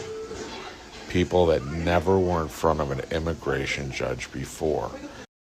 So this is obviously very illegal in a real country.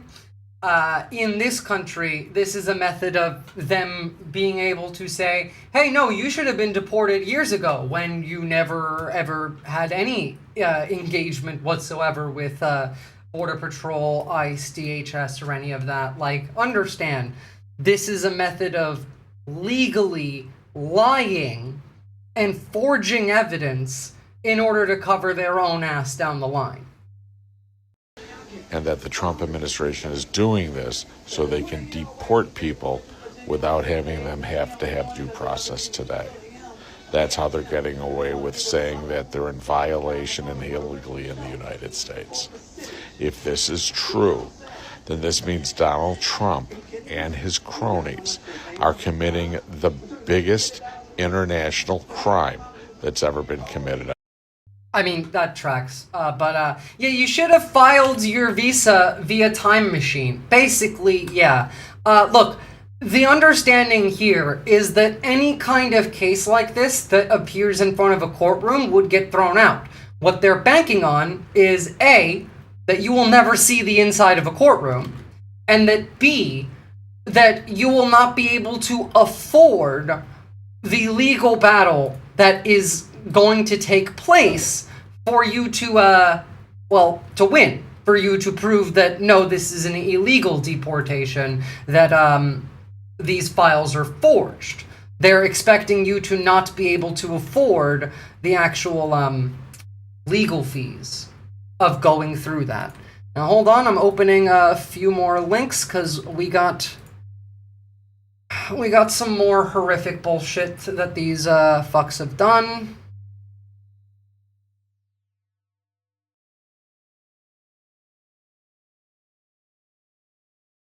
Alright, continuing on. These clowns are going to start a war with the wrong country, like a country that they don't intend to start a war with. Now, I know that as of our current regime, we are interested in starting a war with everybody, but starting a war with Ecuador is not one that I had heard yet, and imagine if this was like the Chinese fucking embassy. ICE Nazis tried to raid the Ecuadorian consulate in Minneapolis.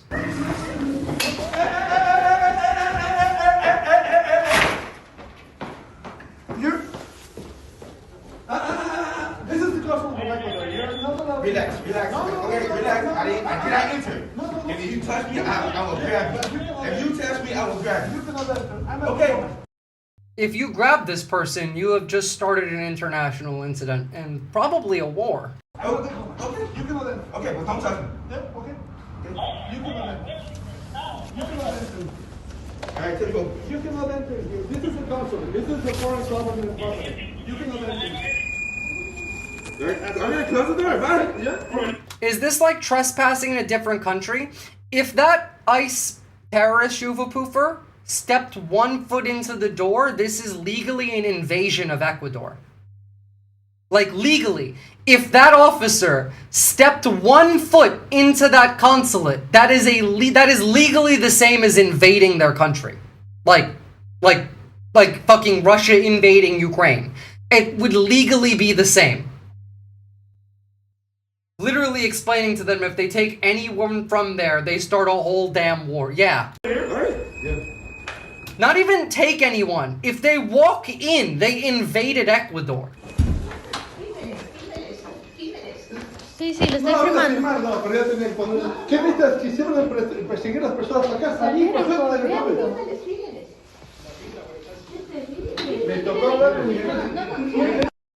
Imagine if this was the fucking Chinese embassy.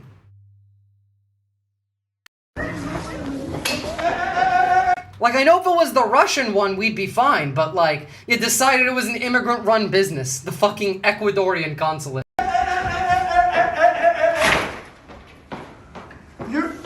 Brown people speaking Spanish, yeah? So, Ecuador's foreign ministry said an ICE terrorist had tried to forcibly enter the country's consulate in Minneapolis on Tuesday, but employees blocked the agent. In videos posted on social media, one employee can be heard saying, quote, "This is the Ecuadorian consulate. You are not allowed to enter." The agent responds, "If you touch me, I will grab you." The ministry said in a statement that a, quote, "note of protest had been lodged with the United States Embassy in Ecuador so that acts of this nature don't happen again. The consulate has clearly marked a facade with Ecuador's national seal. The Department of Homeland Security did not respond to a request for comment. Under international law, federal agents cannot enter a consulate or embassy without the permission of the consul or ambassador. Yeah. China would not be happy. It would be incredibly funny if it was a Chinese embassy. Personally. Alright, so off from the funny, onto the sad, because, I mean, like, pretty fucking sad. Here is a mother crying in Minneapolis today. Pretty hard to watch.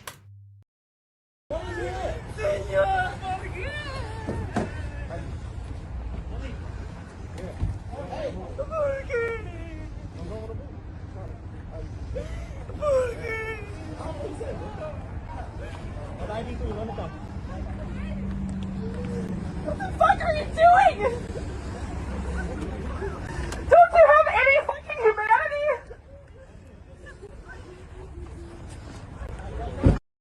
No, they have none. They have no humanity.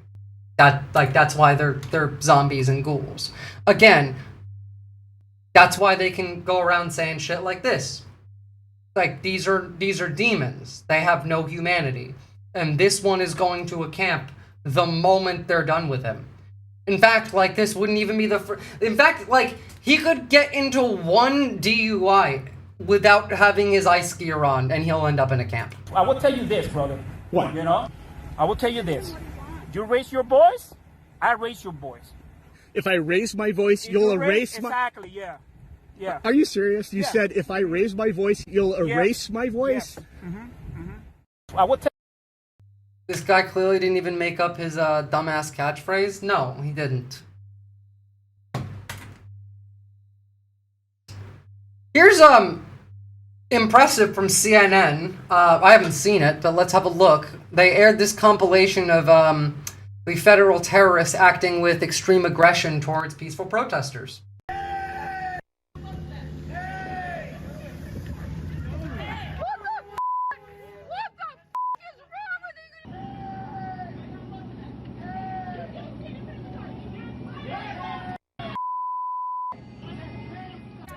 Was it appropriate for the ICE agent to... Okay, wait. I was told this is a compilation. I don't want to hear Jake Tapper speak. Come on, you. Listen. Have y'all not learned from the past couple of days? Have you... Oh, geez, this is boring. Shit I covered like 2 weeks ago. Christ. Alright, in other news. ICE, yesterday has deployed an LRAD on protesters in Minneapolis. So an LRAD we first, we've seen used in protests in Serbia last year. Yes, it was Serbia. Let me see, because I believe it was Serbia and Hungary, or Serbia and Romania, in which... Yes, it was Serbia and Romania in which we saw the use of LRADs last year. And this is now them employing it on U.S. citizens in Minneapolis. Now, if you don't know what an LRAD is, it is a long-range acoustic device. An LRAD is something that we point at ships by the way. Like, these are mounted and we point them at ships to disable them. They make your brain feel like it's fucking exploding. I found some LRAD Shield research papers that got released in 2020 if you want that. We've talked about that before on this channel as well. But yes, please share that in the Discord, in the resources for safety section, Zino, because it is very important. Now, like, covering your ears with your hands is not going to work for this. It will not, because, like, it penetrates through your skin. And they do cause long-term damage, yeah. People exposed, especially at close range, often suffer from permanent hearing loss, tinnitus, ruptured eardrums, vertigo and balance issues, migraines and nausea, and panic responses. These also can very easily cause a stampede. They're very dangerous. And again, we use these to disable ships. Test of the long-range acoustic device LRAD. 1, 2, 3.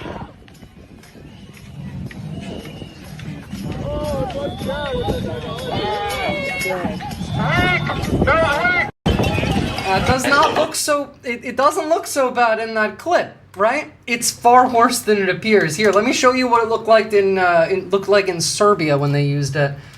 LRAD Serbia. That did not have that many people there. Here, 10 months ago. This was when it was used in Serbia.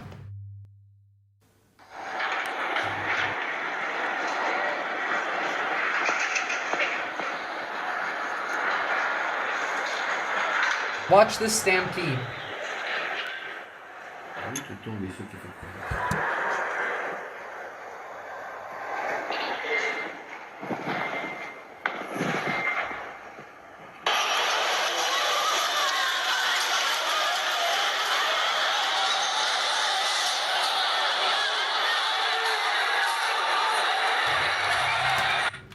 It is equivalent to standing next to a rocket as it launches at 160 decibels. Yeah, at least the people knew to get out of the way of that one. Insane. Doesn't look so bad in the clip. Yeah, most of the guys who did clean up in Chernobyl probably thought, this isn't so bad before they died of cancer. Well, that's why I showed you the second clip of it being deployed in Serbia. Because, I mean, like, it's pretty bad. This will cause a seizure, so really be mindful and prepare yourself if you're prone to seizures. Yeah, absolutely. Get the fuck out of the way. Sonic weapons, toxic chemical gas. Well, when this is over, we need to abolish DARPA. They really have turned America into fucking Assad Syria at this point. Here's ICE doing a drive-by, tear gassing protesters. For fun, I guess. Like gang violence. Terrorists.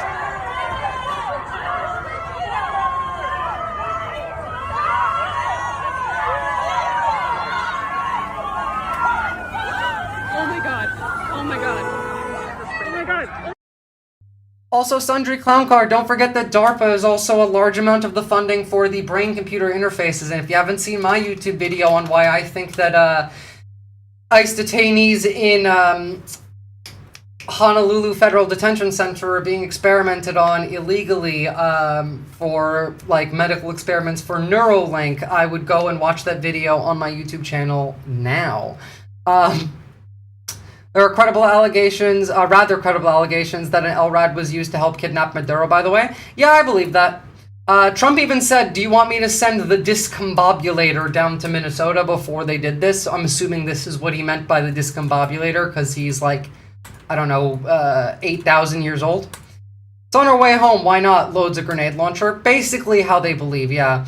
Proof that the Nazi leadership aren't dumb and incompetent. I've been in front of an LRAD before and it didn't seem too effective, so there must have been a range setting or at the discretion of who's in charge. There is range settings, it's also like depending on like how kitted out you were. Foam does a great job against it, from what I've heard. By the way, here is yesterday, multiple confirmed reports on the ground showing ICE terrorists deploying tear gas near a preschool. Remember that tear gas is also permanently damaging, especially to developing bodies like fucking preschoolers. This is a preschool, you stupid motherfuckers! Family values, that's exactly right. Nothing shows family values quite like gassing preschoolers.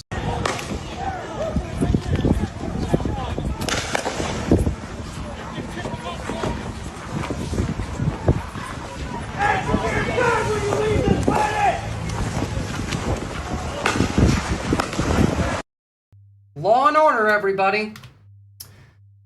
So, this is gonna break your heart. Remember when I said we're in the Anne Frank phase now, and this was like a week before the shooting of Renee Good and before they started going door to door? This, what I'm about to read to you, is a note written by a child for their friend because they're afraid that ICE is gonna take them. If ICE takes me, don't forget about me. I will be in El Salvador. You're my best friend, the brother I never had. I cry every night thinking that they will come for me at school. At Solme. I don't know what at Solme means.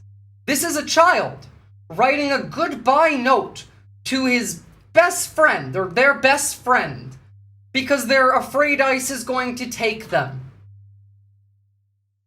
Saying, don't forget about me. I'll be in El Salvador. This is so fucking sad. When they said sanctuary cities, they meant sanctuary buildings, sanctuary homes, and sanctuary bodies. Yeah.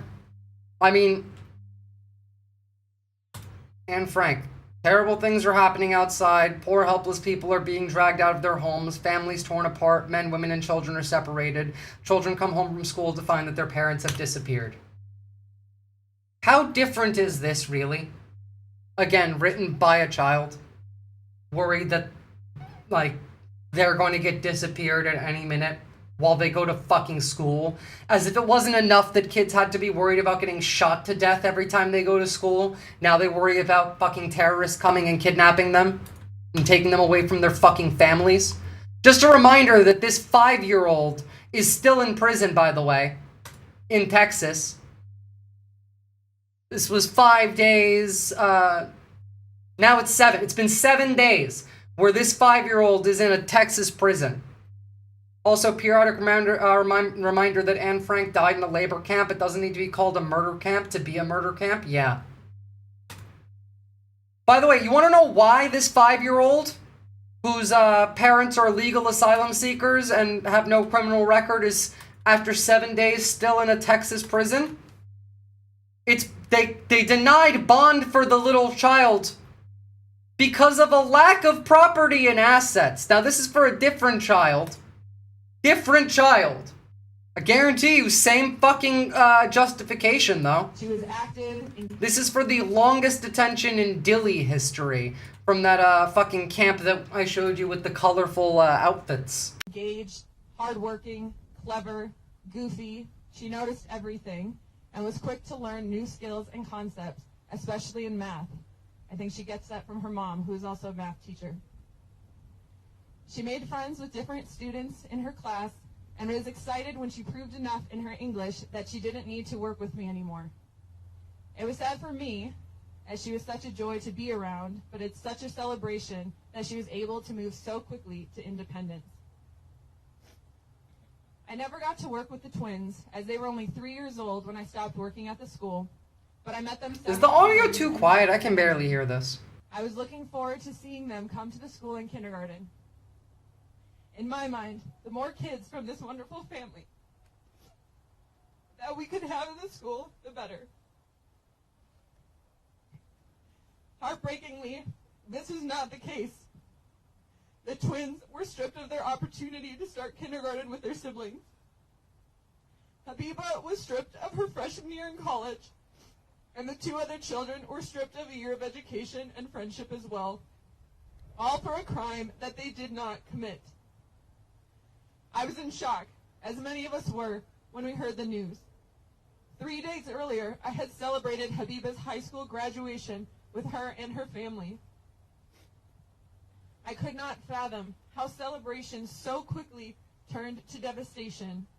A devastation for the families harmed in the attack, and for these children who lost their father and freedom all at once. But I do not believe that all is lost. I do not believe that this is the end of the road for Hayam El Gamal and her 5 children. The cruelty is the point. It's only the point.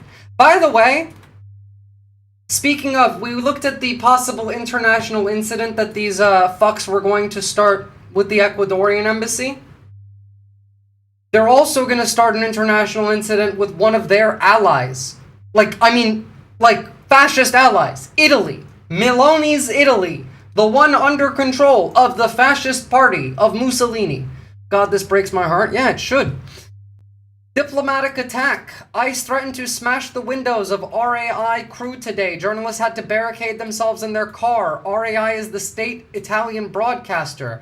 This wasn't a police check, it was a direct assault on the Italian state. Meloni's allies are hunting her reporters and she remains silent. Calling this a partnership is insanity. Meloni is a fascist! This is their ally! ICE is approaching my vehicle. No, I'm not rolling my window down. I'm not doing anything wrong.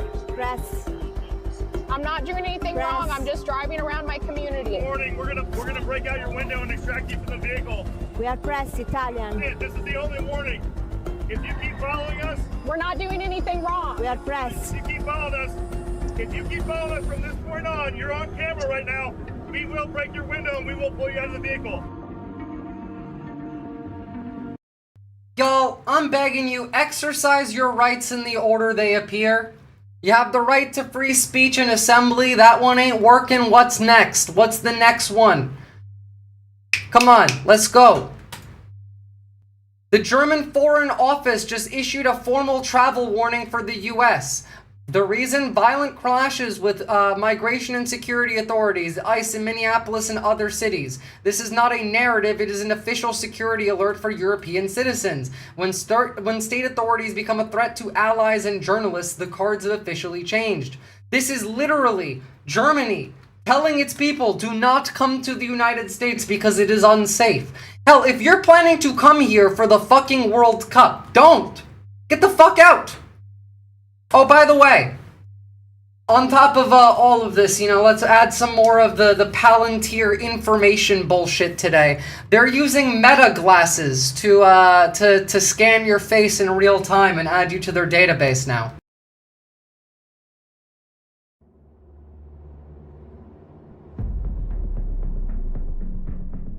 You know those fucking Meta AI glasses that dox you, like, right on the spot? And everything you see? Yep.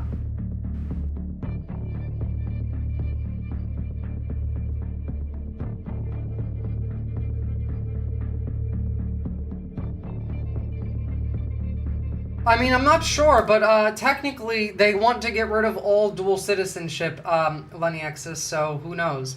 I mean, wealthy people are the ones who can travel for the World Cup anyway, the poor are safe. That's mostly true. Mostly, I do also mean, like, the athletes. Fascist generals are condemned to lose wars because they cannot sensibly assess their opponents. Generally, yes. In this case, that might be a little different considering they're now not the ones that have to think. They have machines for that. So if these ICE guys use their glasses on donuts, can they get nutritional facts? Yes, technically they can.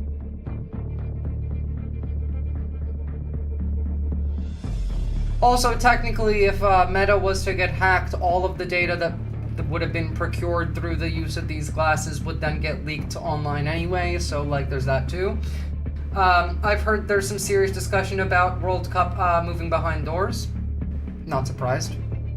I've heard about 20,000 people canceled their tickets, so, you know. Oh, by the way, did you know that ICE lost a U.S. citizen detainee recently? A detainee who's also, by the way, a disabled U.S. Army combat veteran. They lost him, apparently. They can't seem to find him. ICE can't find my husband. My husband was granted voluntary departure out of the United States, and a judge ordered that my husband was going to be able to take a commercial flight, a regular flight, out of San Diego to relocate him to Brazil, where we were going to start our new life. However, I signed on to the app this morning that we have been able to use to communicate, and it says that he is no longer in the system. Now, I called Otay Mesa Detention Center and I said, hey, why am I unable to communicate with my husband? And the person on the other end of the phone says, we don't know where he is. I said, what the fuck do you mean you don't know where he is? She said, this means he's probably in the process of being discharged. They have added multiple layers of bullshit and fuckery to make it so that you can't access people that are in detention. Although this case is particularly weird because this is one that I haven't heard before. Under normal circumstances, I would say, great, we have been waiting for his discharge for quite some time. However, he does not have a flight that was supposed to be arranged while he was still in detention. He does not have any communication with the outside world. You have not communicated with my attorney to organize his flight home.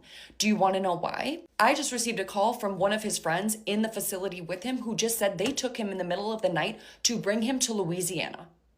This means that ICE is going against the judge's order.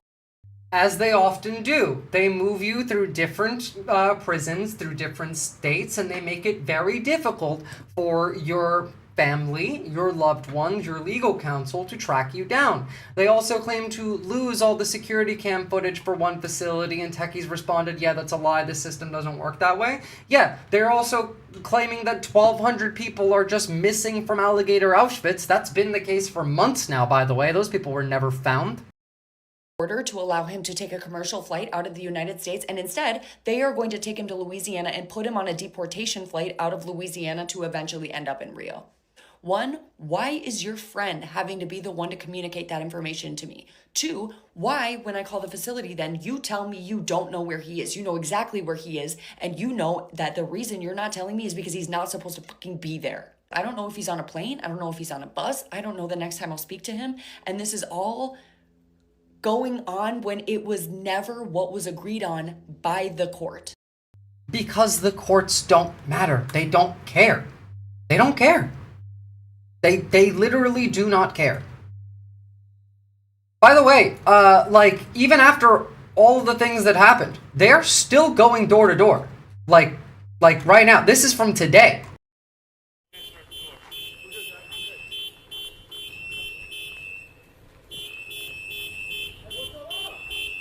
Still going door to door. No change. Don't expect any change. The only way that you're going to get them to stop doing this is if you make them afraid to keep doing this.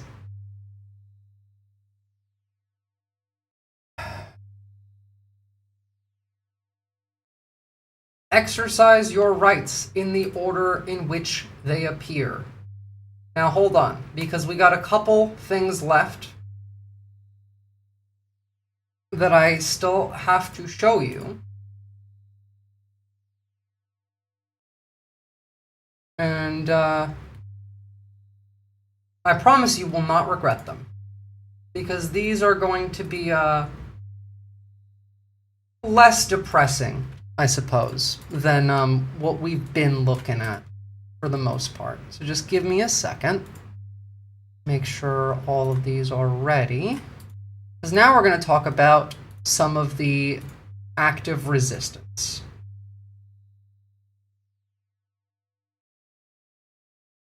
Okay. First one. Oh, what's up, Tacoma Blues? Good to see you. Wasn't there something about them hiring third-party contractors for door-to-door raids? So that is a thing that they are trying to do. In fact, somebody that I know who has worked for PMC groups in the past, not like the bad ones, but like, you know, generally PMC groups, who has had ICE reach out to them asking if they wanted to like be a contractor for ICE. They obviously said no, but you know it's bad when they're reaching out to third party like private military contractors for extra like muscle on these raids. That's pretty bad, yeah.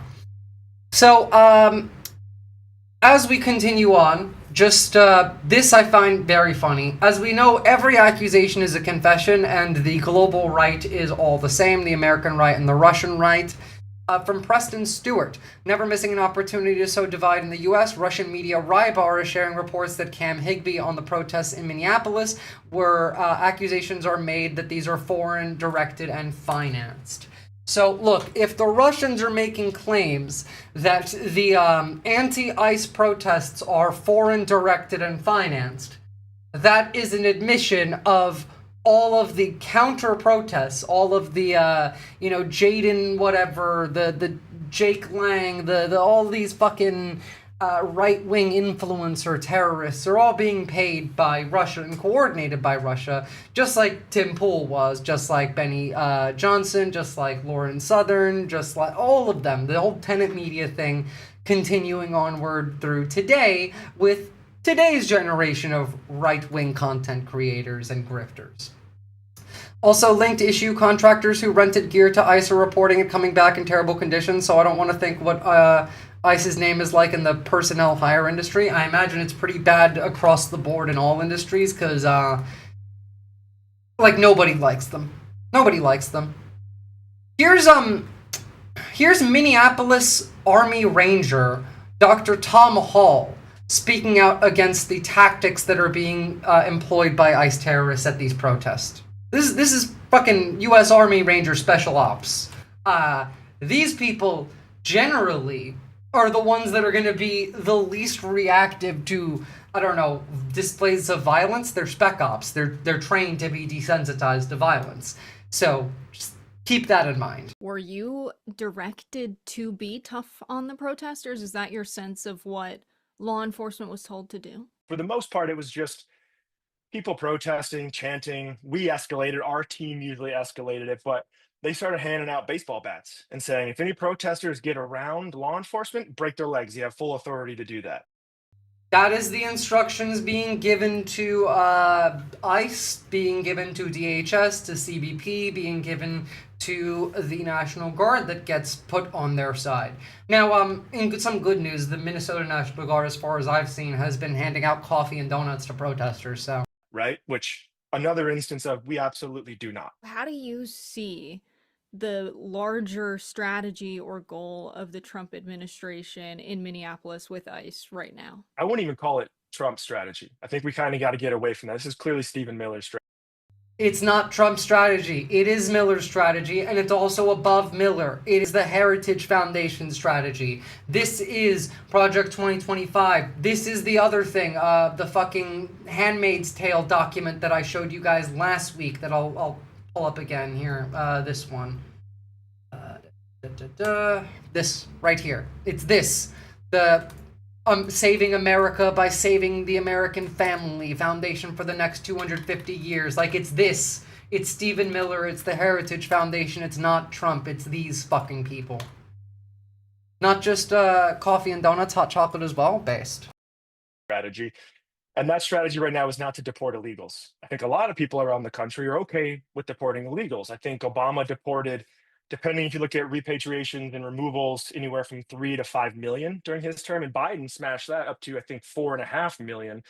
Neither of them, and the Bush administration as well, and I would say Trump's first administration as well, they didn't necessarily, breach any of our constitutional rights. So we know they can do it. If it's about illegal immigration, they can get rid of them legally. They can get rid of them without violence.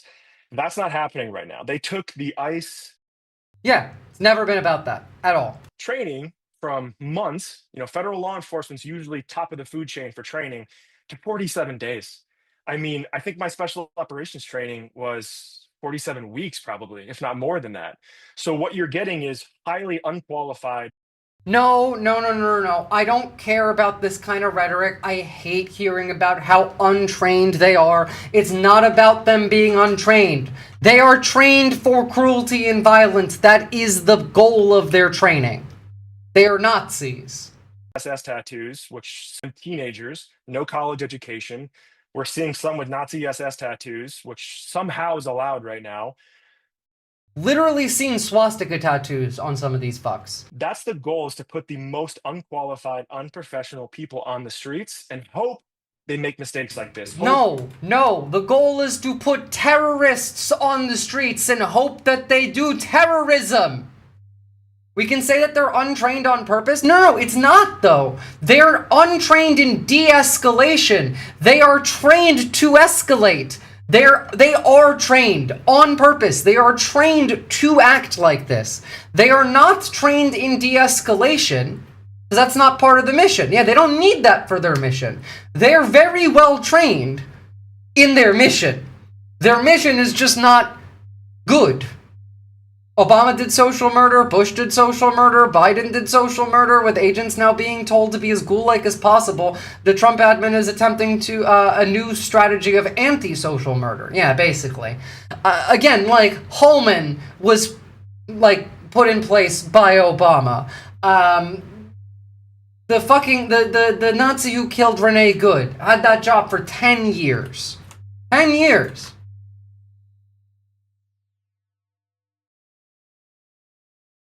Look, what we need is rapid response. One thing that has worked very well in Minneapolis is the community organizing. The thing that I've been telling you to do, talk to your neighbors, get their phone numbers, organize. You know why? Because when ICE shows up, you can get rapid response to that area by calling all of the people in the area. It works. It's been working.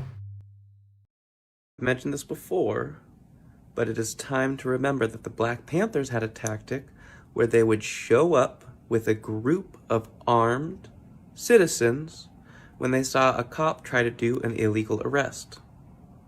A similar response to ICE agents would probably keep a lot of people from being kidnapped or killed. I've mentioned this before, but it is time to remember that the Black Panthers had a tactic where they would show up. Sorry, was looking at something. Beyond that, the right wing is currently mad about mutual aid. Check my DMs on, where? Twitch or Discord? I can't check Discord until stream's done, Alex Gallagher, but I do appreciate it. If I open Discord now, it'll start lagging everything. But yeah, MAGA can't understand the idea of collective aid. Oh, on Simple? I can't open that one right now either. But we'll check it afterward. It's okay, I still have this space stream tomorrow. And while we're at it, by the way, if you don't already follow this space, go and check them out. They are a collective of left-leaning streamers, a fantastic coalition. 10 out of 10. I do my weekly show there every Thursday, 8 p.m. Eastern Standard Time. Go follow them and check me out there tomorrow. But yeah, no, right now we're seeing shit like this from Gunther Eagleman. The no-go zone in Minneapolis is getting fully stocked like a pop-up leftist supply depot. Free hand warmers, winter gear, food, milk, you name it. This is a professional-grade logistics. Someone is bankrolling this autonomous zone. Motherfucker, This is just mutual aid. This is professional-grade logistics, and half the comments are telling me you've never been to an event organized by women without telling you you're not wrong. Yeah, there's going to be people trying to rouse it up. There's one guy over here asking me before. Neighbors taking care of each other rather than needing government help is a very traditional conservative talking point. Yeah, isn't it just?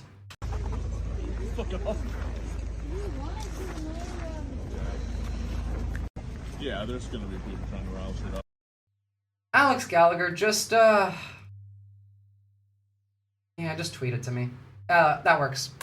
There's one guy over here asking me before. The no-go homo zone, yeah.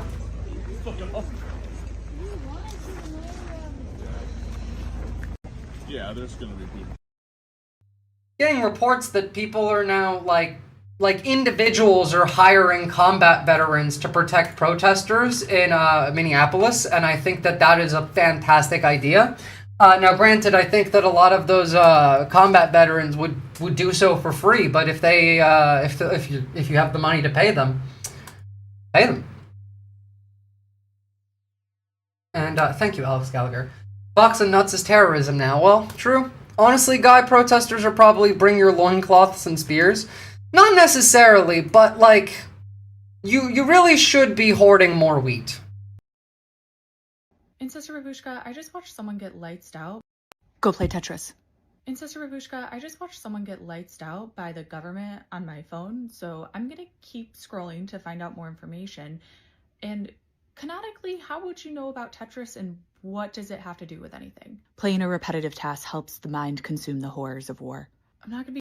The next time you see someone get zeroed by the government, play Tetris afterward. I'm not kidding. I'm playing a silly computer game when I have to stay informed right now. I mean, did you see what happened? Plus, this isn't a war. I don't know why you're saying that. Exactly. We've already witnessed the war crime. Digging further is not going to help. There's no amount of words or explanation that's going to change what happened. Sure, the party told you to reject the evidence of your eyes and ears. That was their final and most essential command or whatever, but I don't understand what that has to do with Tetris. Witnessing wickedness causes shell shock, and that hurts your chances of survival. True. They want you to drown in the trauma of looking at all of the horrors that I am now showing you right now. Now, I am showing you these horrors right now for a reason. After I show you these horrors, go cleanse yourself. Shell shock will reduce your chance of survival. Trauma, PTSD, will make you freeze in an emergency situation. If you have ice on your street, you know, they're knocking on doors, you hear gunshots outside, you are now going to panic far more because you're going to think of what happened in the past cases, and then you're going to react differently. That sort of thing did help me the other day when I was crashing out. Yep. Primal urges require primal solutions. When in doubt, drink tea. That helps too. Does the fruit game help, or is it square box that help? Fruit game helps too. It is repetitive tasks. There's a line between avoidance and self-care, and I'm trying to understand that. Exactly. There is a level of which you need to see this to understand it. And then there is a line in which it's anything more than this, I don't need to see anymore. I need to rest now. Ancestor Babushka be like, if you live in the horrors will live in you. Every loaf you bake, every candy you crush, every minute of displacement activity is an act of rebellion. It's true. Playing Tetris or doing another repetitive task, you interrupt your brain's ability to keep those memories forever burned in your brain. And says Rabushka, that's pretty dark. So are the days, and you have a snowstorm to prepare for. So are the days indeed. The days are dark. Now, I very much like this content. This is now, we're going to shift gears a little bit. And we're going to talk about some stuff that we can potentially do ourselves instead of allowing to be done to us. And just to really make it clear here, I do not advocate for any kind of violence. I do not advocate for any behavior that is illegal, blah, blah, blah, blah, blah. Like, you guys understand it. So are the days you have a snowstorm to prepare for, goes so hard. Yeah, no violence, no Fed posting, none of that. But here's how you can make a shield. Welcome back to Dirtbag America, where we prepare ourselves for the resistance by building shit for cheap. A few months back, I showed you guys how to make a lightweight self-defense shield, but I knew I could do better, so today we're going to improve on our design. This old rain barrel was 20 bucks on Marketplace, and I can get 3 shields out of it. I've had this jigsaw for about 10 years, and it finally died during this project, but all good things must come to an end, and we're going to finish it with the Sawzall. I'm using one of these drums because they're impact-resistant and lightweight, so you can remain fairly mobile while protecting yourself from non-lethal projectiles. Although it does seem more and more these days that the lethal ones are what we really need to start preparing for. You might notice that I'm not sounding as gleeful and haha jokey as I usually am in these videos. Frankly, I'm just not feeling it right now. I have this old shitty tarp that's got a bunch of holes in it Yeah, you're gonna wanna put some stronger like layering in that because the 5.56 rounds are coming soon. Anyway, so I'm going to use it to reinforce the shield's durability. I'm layering it with this fiberglass resin, which is what they use to repair boats and cars and shit, and it's pretty fucking strong stuff. My dad has a sick Mustang that's been wrecked probably a dozen times from various whoopsie-doos, but the man is an artiste with the Bondo, and every time they crash it, he's got that car looking good as new. You can see after 24 hours, this stuff dries rock hard, unlike the micropenes of these fucking insecure Gestapo terrorizing the country, but the edges are kind of sharp, so I covered them with some heavy-duty duct tape. The last detail I gotta figure out is how to get some handles on this thing. I like the idea of Velcro because it can be ripped away freely when you are inevitably assaulted for exercising your right to peaceful assembly, so I'm attaching some of it to this old leather belt and the surface of the shield. Unfortunately, I didn't think ahead and use industrial Velcro, so this stuff isn't very strong, and as you can see, it absolutely did not work. That's okay, I'm already pissed off today, so why not just add some Yeah, this is a punk, not a jock. fuel to the fire. My next idea was to attempt to plastic weld on these old table legs that I have from the solar dehydrator. These are the perfect size and shape for handles, and I was pretty psyched when I found them in one of my junk bins. Next time your family or friends try to have an intervention on all the shit you keep, just show them this video. I wasn't confident that the plastic weld would be enough to support the shield, so I layered up a bunch of fiberglass resin, hoping that that would be good enough. 24 Yeah, but this is 20 bucks, and riot shields on Amazon are both shittier and more expensive. I guarantee you, whatever this guy's making is gonna be better than anything you buy off Amazon, and then that way you don't have to give money to Jeff Bezos.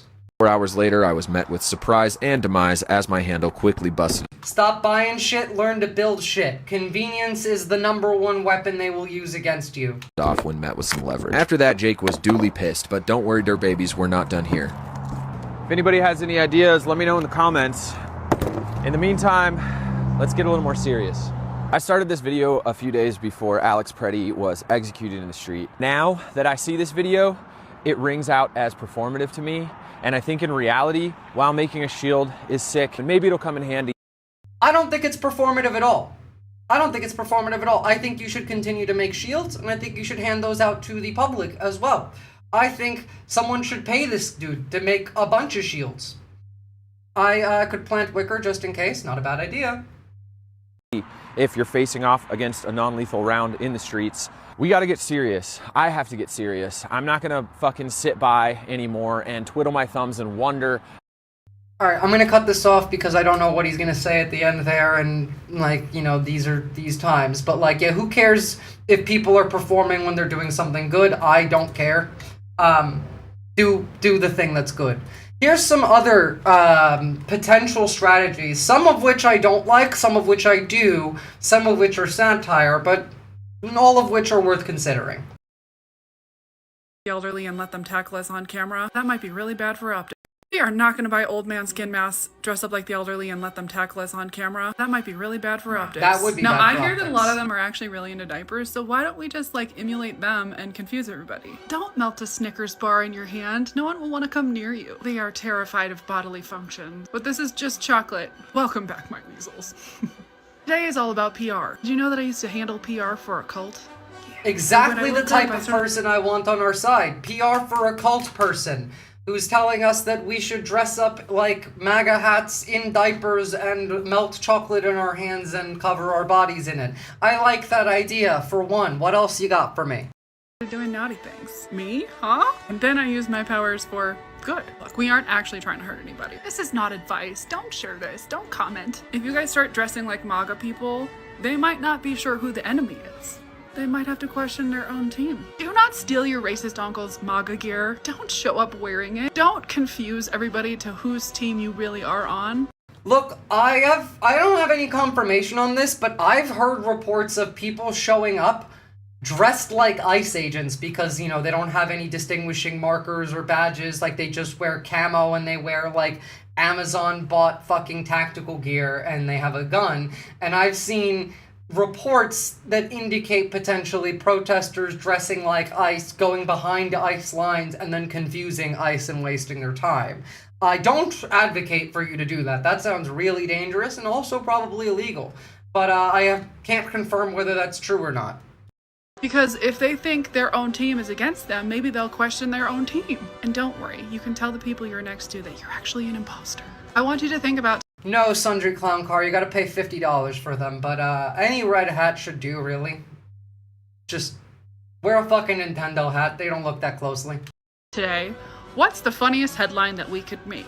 ICE agents retreat from Minneapolis because of a group of Dollar Tree drag queens with fart spray and glitter. Kinkiest person you know is terrified of adult babies. Fursuits, dressing up like your favorite Trump cabinet member, that would just be— imagine if a bunch of knockoff Christy Gnomes got tackled by ICE agent. Okay, new goal. I need to see 10,000 Christy Gnomes on the streets of Minneapolis by next week.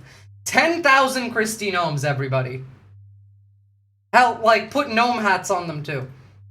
I know this could be the inverse of the Congress candidate whose campaign message is a super fed post. Not sure if y'all saw that. I did not see that. Could you link me that, Shoofa Poofer? I want to see that.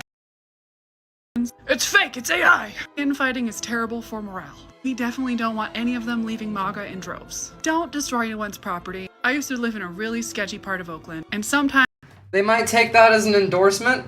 They're not— it doesn't matter what they take it as. The idea is to confuse them. I'm scared to even link it. A politician saw it. I'm not going to pull it up on stream. You can link it. If the police ask you why, say the streamer told you to and you got peer pressured into linking it so she could see it. I'm not going to show it, don't worry. Another thing you can do in the meantime is something like what this guy's doing, which, by the way, like, full applause deserved. This is how you are. This is how you be an American patriot. This man just drove through the barricades to come supply people with gas masks and supplies to defend themselves from ICE in their community. Who would have imagined our country would look like this in 2026? I mean, I did, but it does look like a scene from a movie.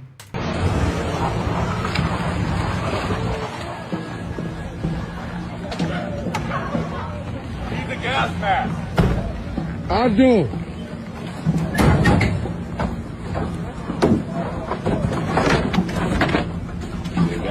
Yeah, man. Check to make sure there's a filter in there. Gas mask. I got like 30 of them.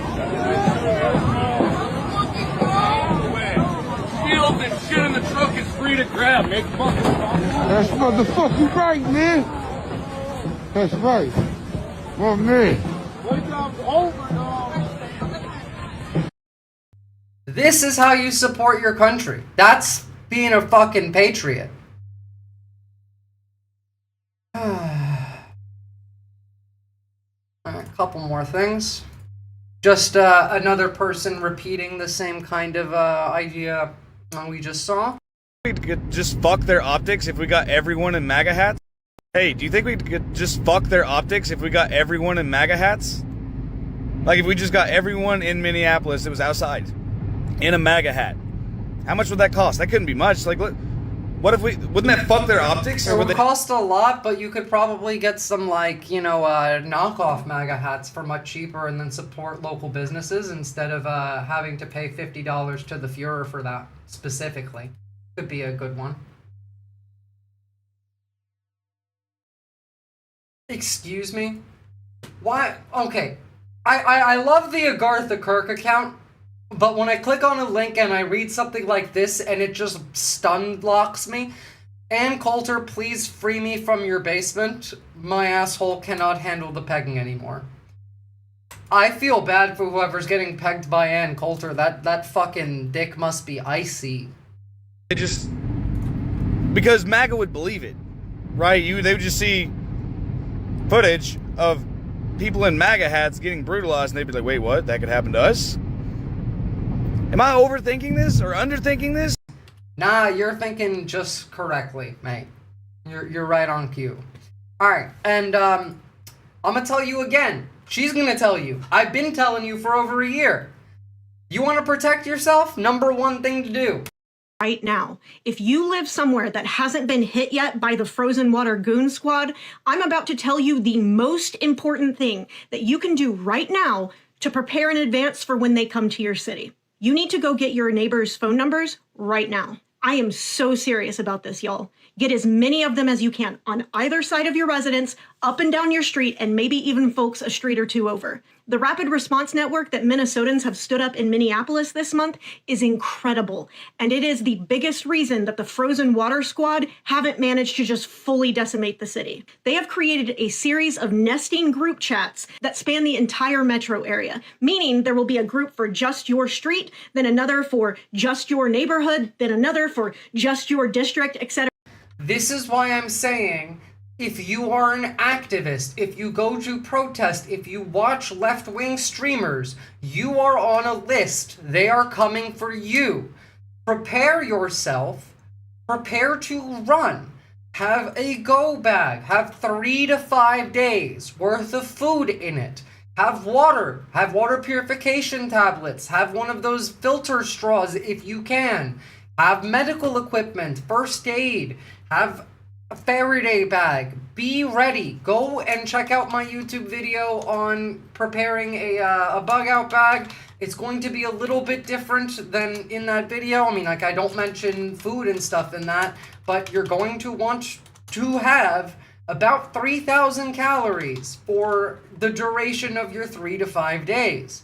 Pam Bondi apparently in Minneapolis now saying that they are arresting protesters, basically.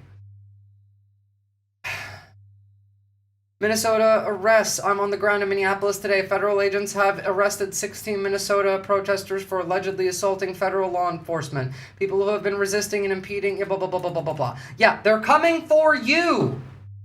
They're coming for you. Now. So get ready to bug the fuck out. Join the SRA.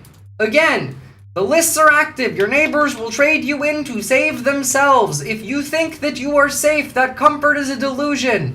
Join the SRA, a 501c4 nonprofit prioritizing in self and community defense education, as well as disaster planning, disaster relief efforts. Go learn to create community organizing structures. Go learn to defend yourself. Go learn to arm yourself. Go learn to help others defend your community. Build the systems and institutions that we need. No one's coming to save us. The only change that will ever be positive will come from the bottom up, never from the top down. Join the SRA.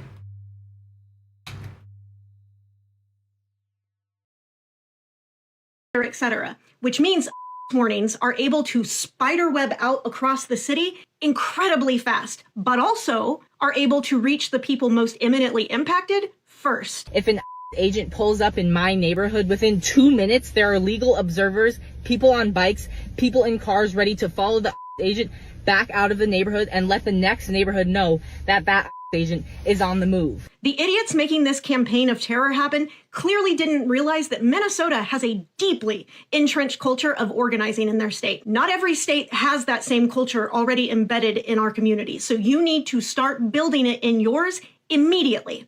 And as you get their numbers, you can also encourage your neighbors to be doing the same thing. If you have friends who live in other neighborhoods or other... I have been saying this for over a year. You now have visual evidence that it is working. Go and do it. I don't care if you don't like your neighbors. I don't care if they're MAGA. Lie to them. Make them like you. It's not like MAGA are smart. Condition them. Use fucking social conditioning. Hell, if you have a MAGA neighbor who knows you and fucking hates your guts, and you know what their favorite song or their favorite candy is, just every time you see them, have that song play. Or carry that candy bar around and then give it to them every time you see them. They will then associate you with that thing that they like. Pavlov their ass. I don't care what you need to do. Sadly, we can't save our neighbors either. We can just document their arrests and support when we can. Yeah, but you can save yourself, and your neighbors with you together can save all of you. It is either all of us or none of us. There is no individual way to get out of this. Either we all stand together, our neighbors and us work together. Some of us live, some of us survive, and some of us don't, or none of us do. I have MAGA neighbor that likes me. We enjoy conversations together, even if we disagree on most things. That's a fantastic start, circuit overload. At that point is when you start moving them towards community organizing. You get them to do things with you. You get them to organize other things for the community. Like I've talked about at length, there's the community policing aspect. There's the community defense aspect, in which she's talking about in this video. There's the idea of get a plot of land that you and several other people can buy in your town and then plant food in it so that you can grow it and eat it. Maybe form a trade network with a neighboring town that grows a different kind of food. Maybe some of you can't afford electricity, heater, or air conditioning or whatever the fuck. Organize a system in which you rotate which day whose house you go to and have the community spend some time in that one person's house. So only one person has to pay for the electricity for that day, and then the next day someone else pays for it. And then rotate. He's queer friendly for a MAGA person, has none of my business ideal, which is a good start. You'd be shocked how many MAGA people are not homophobic in real life when they are on the internet, and that's because a lot of them have no idea what they're actually mad about. It's the same with transphobia. Like, a lot of them, a lot of these people, the loud homophobic ones, first off, oftentimes, they're just in the closet. But, secondly, a lot of the times they're just shouting what they aren't, what they've been told to say. Don't be obvious in your lookouts. Pretend to be, grilling while stewarding the neighborhood. Exactly. Take a walk around the neighborhood and chat with people. Go talk to the fire department. Go chat with the local police department. That'd be a good group of people that, you would want to like you if you don't want to get got.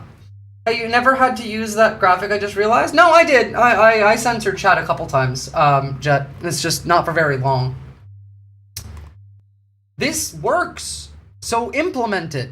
It's the best way out, by the way. Like I've said, the number one way out of fascism like this, historically, is through building parallel systems and institutions to the ones that exist within the system, locally, outside of it, in your community, and then not needing to engage with it. Districts, talk to them about also doing this. Before you know it, you'll have spiderwebbed out across your entire city too. You don't have to take this on alone. This is a group project. If we stand up these rapid response networks in advance, we have a better shot at keeping the most vulnerable members of our communities safe. Every single thing that this administration does is rooted in the philosophy of might makes right. You have no time left. Get working on it now. Honestly, if you're an active political activist, I'd also probably recommend you go set up a last will and testament or something, Guys, join the Discord, like the stream. If you only follow me on Twitch, follow me on YouTube. I've been banned twice already. I imagine I am not long for this platform. Go and follow This Space TV. I will be doing my weekly show there tomorrow. That is This Space TV. Every Thursday evening at 8 p.m. Eastern Standard Time, I do my show there, so you can go check that out. And if you wanted to drop me a donation without Twitch or YouTube taking half the cut, you can do so through that link. Banned twice? Yup.